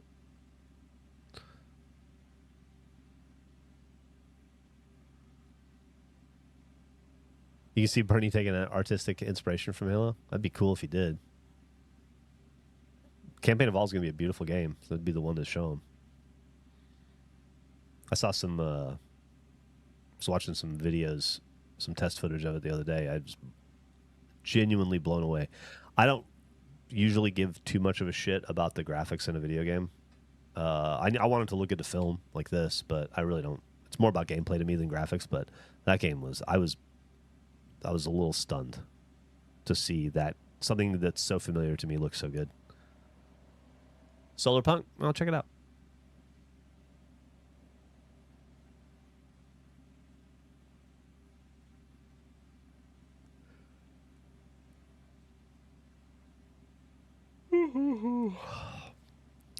You just want to be the best dad you can be. You will be. You'll be the best dad. You'll be the best dad. To your kids, you're going to be the best dad. And that's all you got to worry about. And you'll do it because you want to be, because you care, because it bothers you, because it probably keeps you up at night, because you think about it in your idle time, because it nags at you in the back of the brain. All of those are the reasons you will be a fantastic father. Because you give that much of a shit. Yeah, I would. We'll see, Mark. We'll see. Yeah, maybe. I do have a. As much as I enjoy this, I filmed a fair amount of Halo in my life, and I'm not eager to film in the game at this point. But yeah, I might give it a spin if I can go HUDless in it. Okay. Let's go ahead. God, just missed it. Just missed it. That's all right. I'm going to do one more of these, and then that'll be a stream. And I thank you guys for hanging out with me this afternoon. Once again, sorry I didn't make it to the stream this morning, but I had to go by the office and the post office after the doctor, and it just turned into a whole day. Okay. It was over here, and it was looking at the city, which is over here. So it would have been like maybe somewhere up here.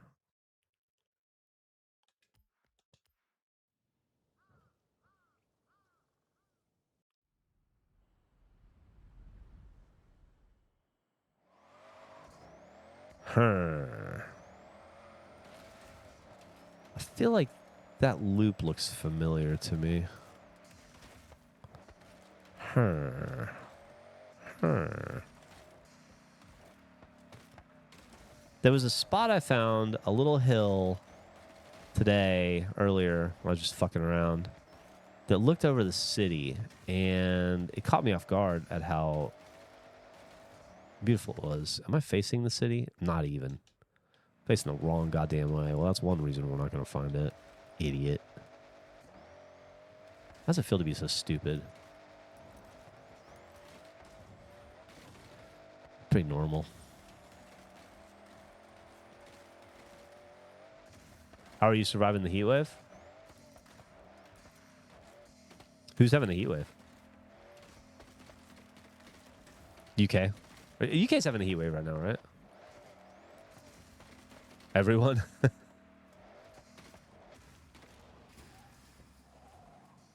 Yeah. We're close.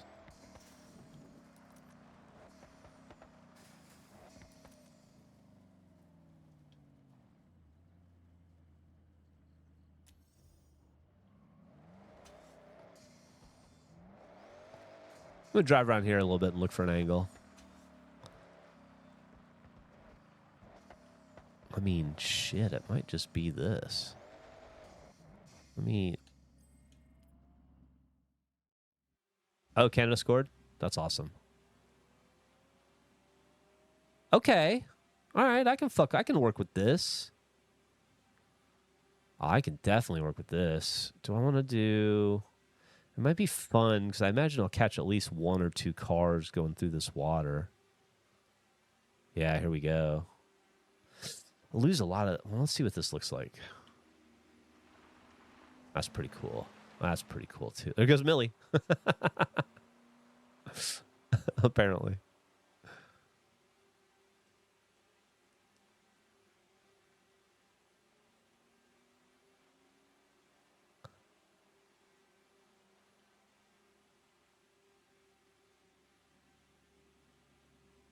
It's better back here, right?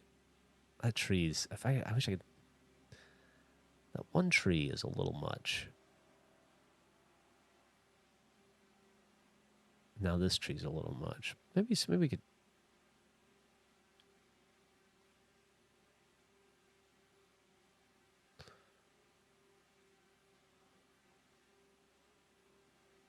Sorry, I'm...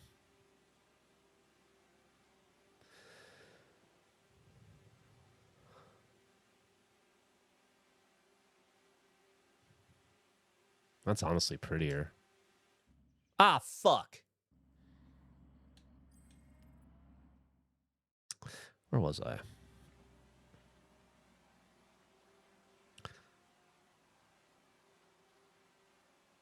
That's honestly prettier. I'm going to do that. I'm going to do this.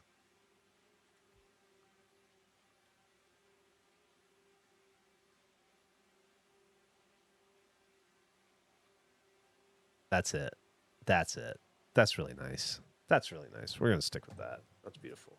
Okay. This year's NBA draft class is going to be crazy good. It is going to be crazy good. It's going to be a lot of fun this season.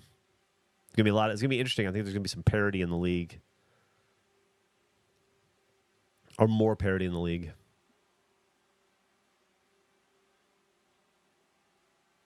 Remind you of Midwest afternoon walks? Man, I got to hang out in the Midwest more. All right, we're going to do 15 minutes of this bad boy. And then maybe fuck around with that puddle again.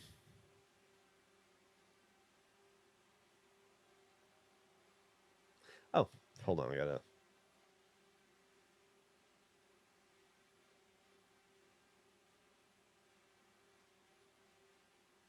Sorry, just a second.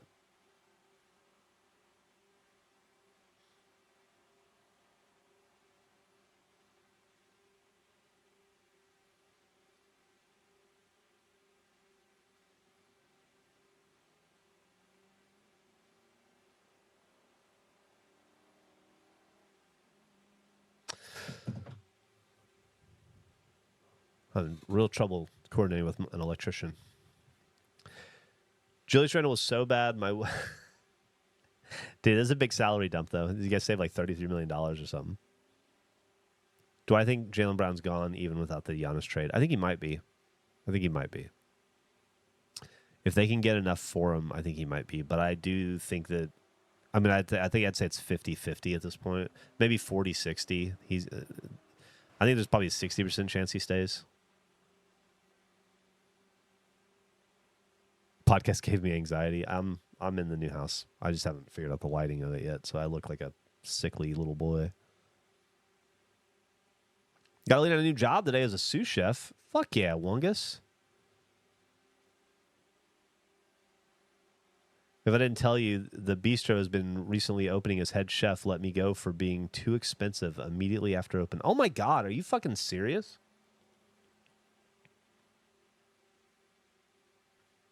So you designed the menu, did all the work, launched, got through that, and then they let you go. And then they just keep all of the effort you put in.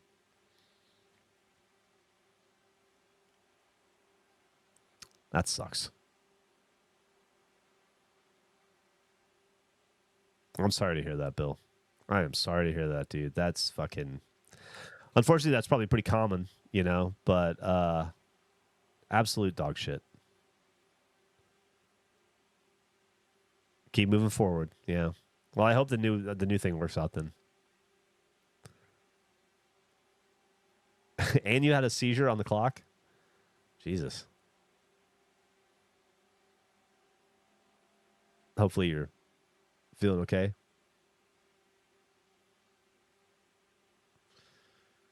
My mom has epilepsy, and so my whole childhood was watching out for her seizures and then trying to manage them. So I can sympathize.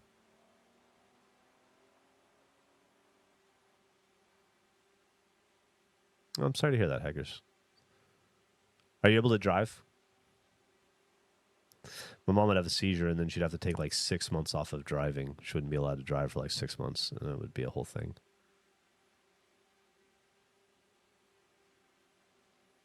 Whew. 8 minutes.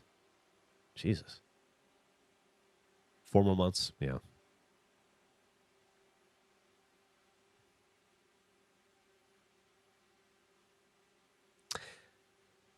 This looks pretty on my monitor. It looks fucking gorgeous in the capture window. Like really deep colors. Really beautiful.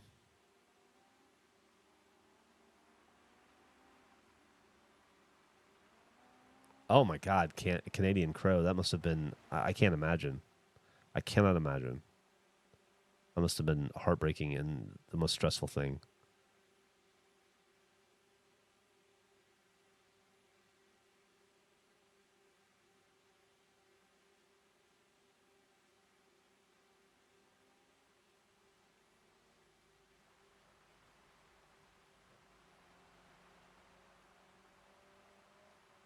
You can drive. That's good. That's good.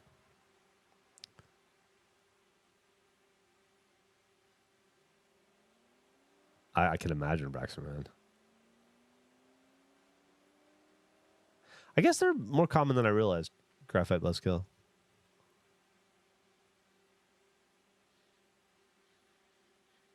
All right, we got 10 more minutes on this bad boy.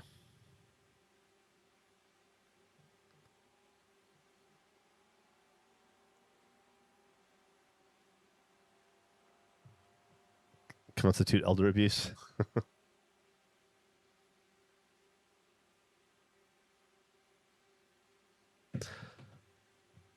Oh.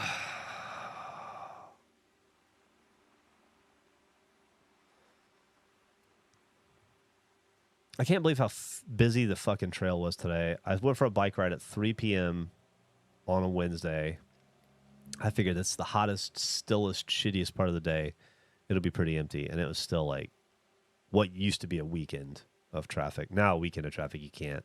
I don't know if anybody is in Austin, but it's impossible. Wouldn't even try to ride my bike on the trail on the weekend.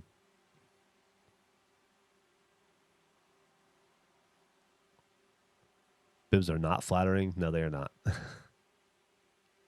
I closed on the house. Yeah, I'm in it right now. This is this poorly lit room, and it is in Austin. Yeah, I'm still in Austin. Woo. I don't seem to be able to get away from it. Austin. I don't know. It didn't feel quick to me. I appreciate you saying that. I think I moved last Wednesday. Yeah. You can have space for your train set. Not in Texas. That'd be a Michigan house. Need a big Michigan basement for that.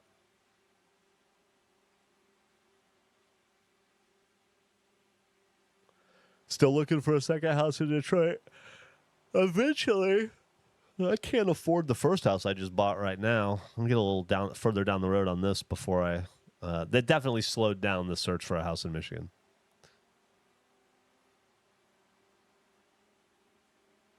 Any benefits of this new place? It's bigger than the rental. I own it. So I can do whatever the fuck I want to with it. It's about 100 years old, which my wife really wants to live in a century home. So it'll turn 100 here in a couple of years.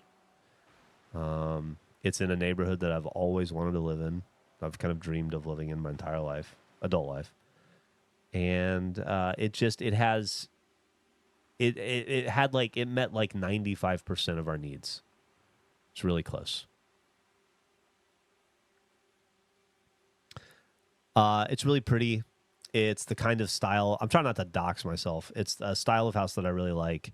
It has everything we need for our family, and it's in the area of town, an area of town that I've always wanted to live in that I never thought I would be able to live in.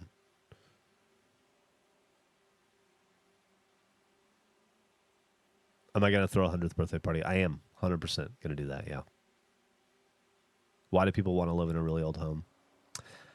I think people will just... I mean, this house has lasted 100 years. 90 plus years, and it's still standing. I was in a rental property that it's 10 years old, and I don't think it'll last another 30 years. They're built well. They're built to last. They've stood the test of time, and there is an artistry and an artisan vibe that runs throughout this entire house that you don't get in new construction. Character, yeah, a lot of character. Got room for a beanhole. Definitely got room for a beanhole. We had a real problem in the pandemic where from the beginning of the pandemic on, when the Austin housing market really exploded and they were building an insane amount, the whole kind of country was at the same time, and so supplies were real limited, and so a lot of the houses in Austin that were built between like 2020 and 2023 are built with subpar everything, and I would stay the fuck away from any house constructed in Austin in that time period unless it was, by a bespoke or luxury builder who's, using top of the line everything. There's a lot of houses in Austin that are not gonna look so good in about 20 years. Beanhole space was not a deal breaker. It's definitely a bonus, but I would happily have moved into a house without a beanhole spot.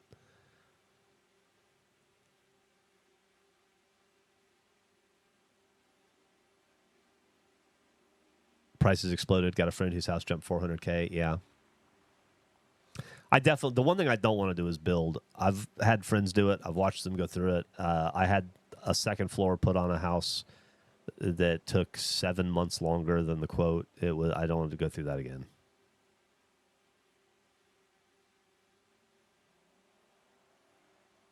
He's just saying that for when Emily watches the VOD.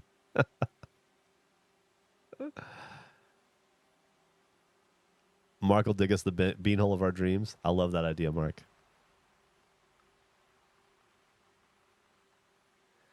My sister-in-law bought a new build in Austin a couple years ago, and they've had so many problems. And there's some beautiful new builds, too. Don't get me wrong. But that's also part of it, too. Like, there's two kinds of houses being built in Austin right now.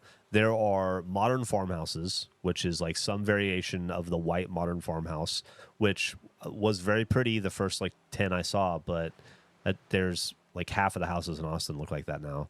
Or there are Minecraft houses, which are, you know, very cool, modern, sleek, open spaced, concrete, wood, you know, rusted metal, boxoid contraptions that look very futuristic, but you know, I don't know. I like this house. It looks like a house. It looks like a house looks like a house from my childhood, and it's just big enough. It's got a garage, a big garage, which was a huge selling point for us. It's got a perfect yard for Albert. We've already done a lot of work in the yard to improve it. It's yeah, really Tech Bro house, yeah. And this is definitely not that.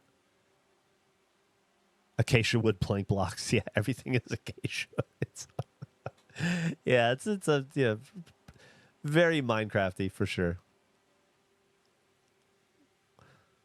A lot of smooth cobblestone.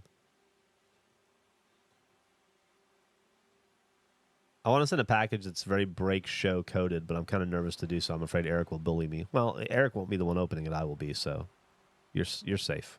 Also, what's Eric going to do from across the internet to you? You can't be bullied. Well, you very much can be bullied online, but just don't let him. Fuck him. Best part about older neighborhoods is the wide variety of housing architecture. That's true, too. There are no two houses that look alike in my neighborhood. My house doesn't look like any other house in my neighborhood. Thanks for streaming and all your work with AH. I'm in my 30s now, but AH meant the world to me. Hell yeah. Thank you. Nice to hear from you, Elo. Hopefully you'll check out Regulation Podcast if you haven't yet. That's the main thing I'm doing these days with Gavin. And it's our new gig. Very Rooster Teeth-esque. In chat, it's fuck Eric, but also Eric is cool. Eric's the best. He's one of the good ones. He's just one guy. He's just a little guy. My house was built in 1950 in a historic neighborhood. Hell yeah. I'm definitely in a historic neighborhood as well. And there's a certain amount of, like, I'll be honest with you. Like, I've lived in Austin for 32 years now, I guess. In and around Austin for 32 years. With an 18-month break to live in New Jersey in early on there. And I've wanted to live in this neighborhood that entire time. It's been a dream. It's like, this is my, like, I feel like I finally made it moment. I feel like I'm finally where I've wanted to be my entire adult life. Thank you, Drew. Very kind of you. And so it's been like, yeah, it's not just a house for me. In some ways, it's also the realization of a lot of hard work, I guess, you know? So there's some like personal pride stuff in it too.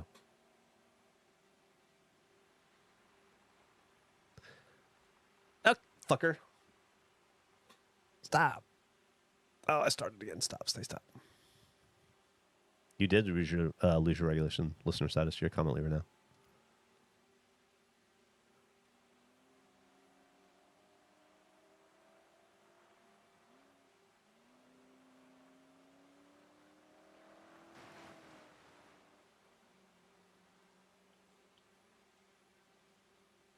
The buildings are also fucking blown out right there. It's kind of a bummer. Be better just to catch the...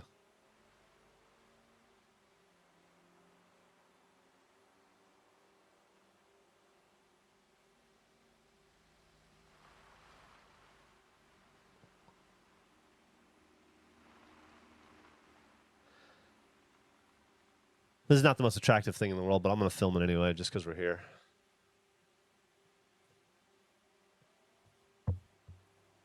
When's Eric going to use the idol? Well, it's interesting. Whoever has possession of the idol needs to use it at a specific time. And so we will see. Oh, it's raining. Oh, that's great. That's fucking awesome, actually. Maybe the sky will darken a little bit.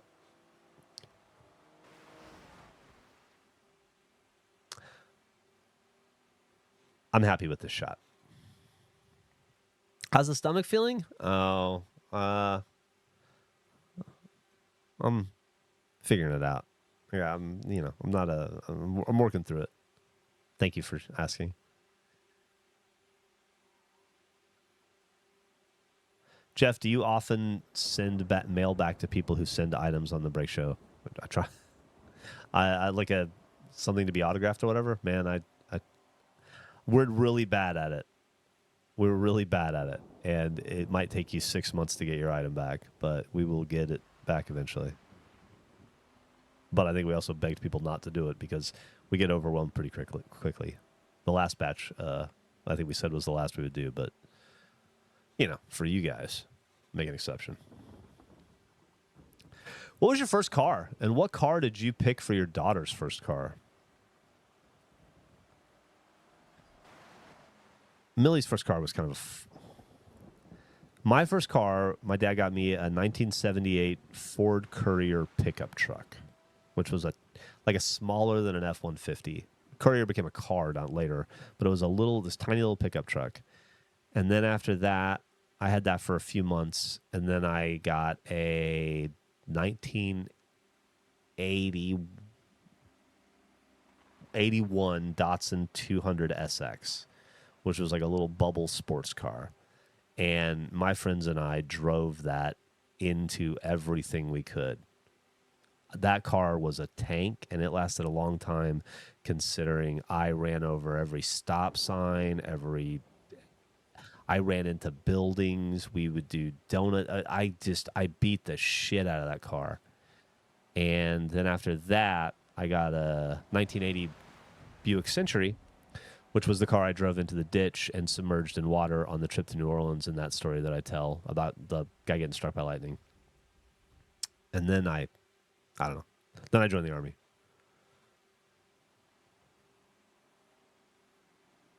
Old Datsun's worth quite a bit now. Not the way we treated it. It wouldn't be. I looked at that car. That car was a hammer, and I was looking for nails.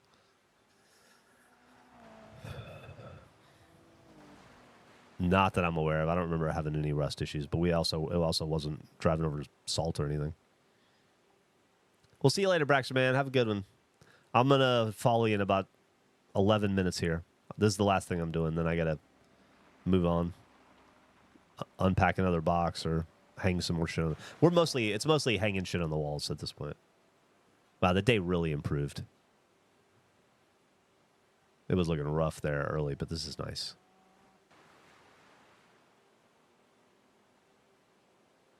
Oh, Millie's first car.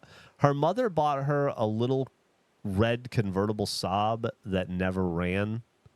And so I guess technically that was her first car, but I don't know that she ever drove it. It was in and out of the shop constantly, and it never ran. And then it was a soft top, and then it leaked, and then it smelled like mildew, and it was just like it became a whole thing. After that, I bought her a Hyundai. Which one's cheaper, the Elantra or the Sonata?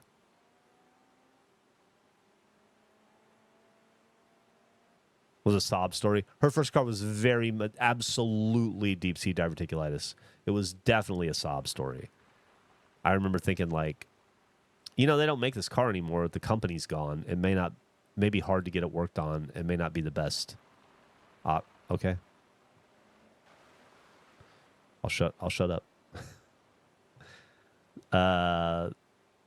Elantra. Yeah, so I bought her a Hyundai Elantra with 150,000 miles on it, and she drove that for the last year before she went off to college. And then I sold it. Do you think if I sent my baseball to be signed, I would get it back? As long as you send it with postage and a box to send it back in. Make it easy for us, and we'll do it. Any way to make this late Wednesday stream more regular? I'm not opposed to streaming later in the day. I really enjoy my morning streams. I don't want to get away from them. But I'm not opposed to streaming later in the day from time to time. I'm also not opposed to streaming more. I do enjoy it. And now that I don't do so all right anymore, and now that I'm past the anniversary and all the illnesses and the move, I think my schedule will calm down a little bit and I'll find some more free time in the day. I'm so fucking annoyed about that tree poking out in the top third of the left of the screen that I didn't frame out or frame in. And it's just it's been bugging the shit out of me for 5 minutes now, but I'm not going to do anything about it because we're not going to start over. My first car was a 93 240 SX. Only had 3 fenders. Paid $1,200 for it. Yeah. You guys can't see it? Man, it's to the left of the 3. Oh, you can't see it. You're 100% right. God damn, that's very funny. You're right, Drew. You can't see it. It's this little thing next to the balloons, bugging me to death. I'm not going to make you guys look at it, too, so I'm going to cover it back up. That is so fucking funny.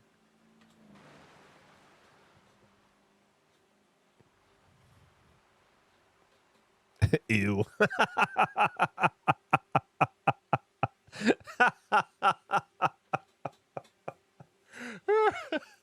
That's how I feel about it, too. Ew. These cars are just smoking your drone. It's true.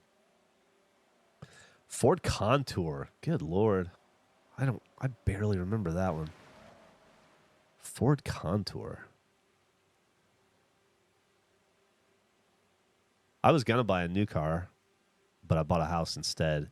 Now I'm going to have my car for the rest of my life. It's a pretty cool G-Wagon that just drove by. Could you imagine owning a G-Wagon? Could you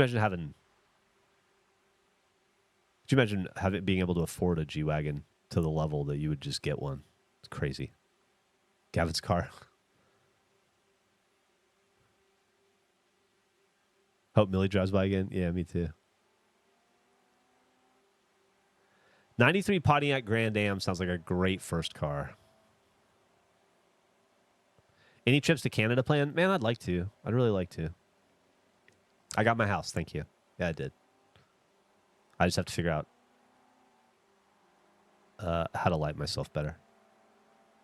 I just realized that for the last 2 hours, some of you have been hearing me say that exact same thing every 10 minutes. I apologize. But yes, thank you for asking. I did get the new house. Nobody's going to die, least of all me. Regulars eat free still? Fuck yeah, Wonga Spill. I'm going to take you up on that. Baby shit, green Chevy Impala sounds awesome. Thank you, Wax Poetic. Appreciate you, buddy. Jeff, you strike me as a mellow fellow. If that's true, what's some things that bring you peace in your day-to-day life? Riding my bicycle. Riding my bicycle is how I get therapy and peace and clarity. And it's my, I don't know, I guess the closest thing to meditation that I would do. I don't know what that was. Any more rat poop in the ceiling? I went by the office earlier today and I saw no rat poop.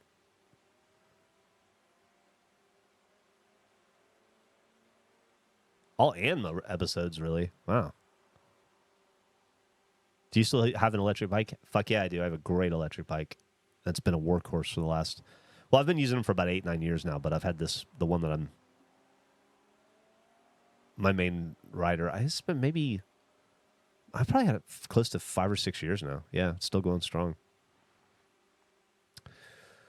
No, we used professional movers, and it took them 2 days. And that's just moving from a 1,700 square foot house to a 2,000-ish square foot house.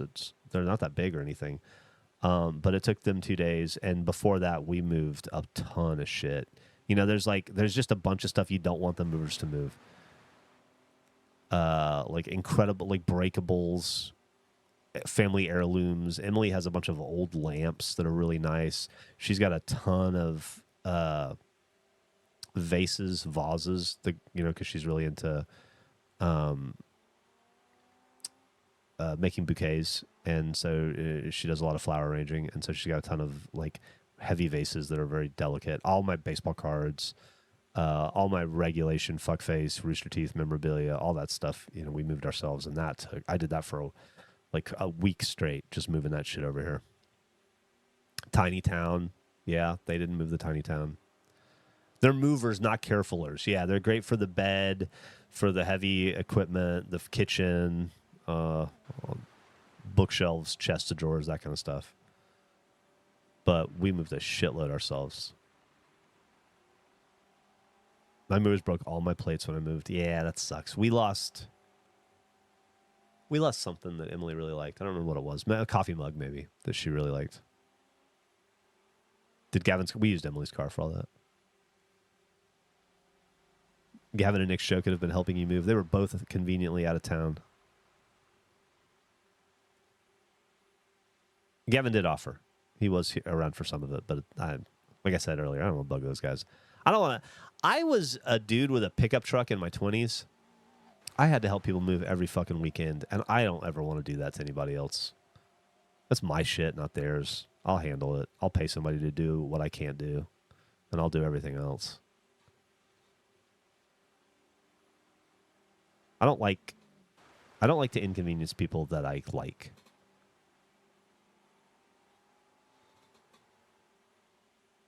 All right, we got about 2 more minutes exactly. You do get a pizza out of it typically.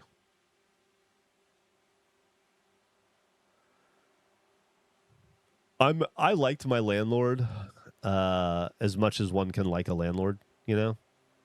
But like he was a nice guy and he never gave me any problems, and when I needed something fixed, he eventually would get to it. But, you know, I was certainly my landlord didn't move at the speed that I would move at, you know, for my house when something was broken. And so I'm really excited to be in control of my world again in that way.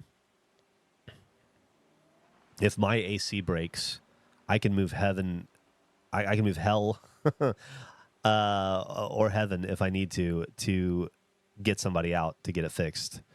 I don't have to take no for an answer. With my landlord, when he says the best I can do is Monday, you go, okay. No, I'm broke. My wallet is definitely not excited. No foundational problems? You would be wrong, Onyx. Yeah, I have already put a down payment on the foundation repair. The house is 90 plus years old. There are some foundation issues. It's pier and beam, so it's not the end of the world, but I got a great foundation guy. And so I'm getting it done next week. Next week or 2 weeks from now. It won't be a big deal. And it's fine. I'm not even stressed about it. Is Gus still mad at you and Eric? I don't think he was ever mad at Eric. I think he was just mad at me. And no, he's gotten over it. He's got a short fuse with me, but it doesn't burn very long. Are foundation issues common in Austin? They are common in Austin. Yes, they are.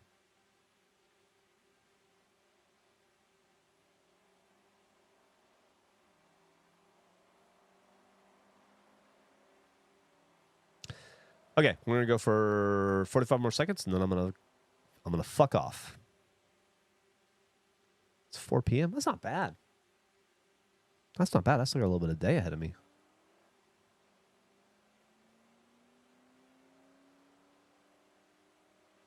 The first house I lived in Austin, the first house I bought in Austin, was over on the east side. This is the house that I lived in when we created Rooster Teeth. This is where Gus and I were roommates. This is many, many, many years ago, pre-Rooster Teeth, and up to the creation of Rooster Teeth, I guess. And it was just, fuck. Hold on. It was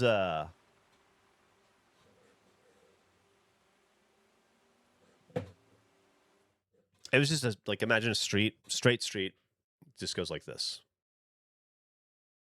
right? And so it's just house, hash mark, house, just in a long, mostly straight loop. and I was the second house on the street, and the third house, fourth, fifth, sixth, seventh, and eighth got to the bend. While I lived there in the 7 years, the eighth, seventh, sixth, fifth, fourth houses foundations cracked, and the third house, which was my neighbor, in a row they cracked, and then the third house, which was my neighbor's house, cracked. And I saw them out there. They had to rip up part of my yard to get to his yard, and I was like, I gotta get the fuck out of here before my foundation cracks. And so I sold that house pretty quickly after that. There were other reasons I wanted to sell it too, but that was also a big part of it. Was like I was next in line to have my foundation crack, and I was not looking. I didn't have that kind of money to fix that kind of problem at that time. Are we going to do Gears of War E-Day on Insane? Yeah, we will. I'm sure we will. I'm sure we will. Thanks for the late Wednesday stream. Hell yeah. Thank you for hanging out, Regulation Rob. Really appreciate it. I'm going to go do other things now. Thank you, everybody. Really appreciate it. It was nice to see you guys. I felt bad that I couldn't hang out this morning. I know somebody's going to ask for Braxter Man or Longest, or somebody's going to want a song of the episode, so let me prep one of those real fast.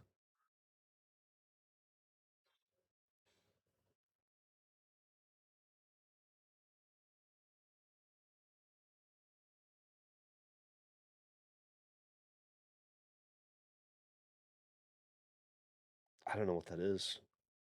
Every once in a while, I'll see a song that I don't recognize. Oh, you know what? Yeah, I'll do this. This song is in dash sub Ulysses. So in sub Ulysses by Nation of Ulysses, which is an interesting band. And I think if you like Fugazi, you will like them. One of the members of Nation of Ulysses is brothers of I think Joe Lawley in Fugazi, and so there's a lot of connective tissue, a lot of connective DNA between the two bands. They're a little like the Refused as well. You can definitely see similarities, although I think they got to kind of a similar place. I think they got there differently. But this song is great. It starts off with a spoken word that I think is, if you take it tongue-in-cheek, it's awesome. If you take it seriously as a work of art, it's awesome. If you take it as an antagonistic effort to annoy an audience, it's awesome. It just works however you approach it, which I really like about it. So there you go. Nation of Ulysses. And I hope everybody has a great day. I will not stream tomorrow. Maybe I will. Thursdays I don't stream because that's when we do the Regulation podcast. But we are not doing the Regulation podcast this week. So I definitely am doing some Let's Plays and supplementals, but who knows? Maybe I'll stream tomorrow morning. Just to fuck it. Why not, right? Fuck it. Why not? Maybe I'll stream tomorrow morning. Maybe I'll see you there. All right. You guys have a great day. Love you. Bye.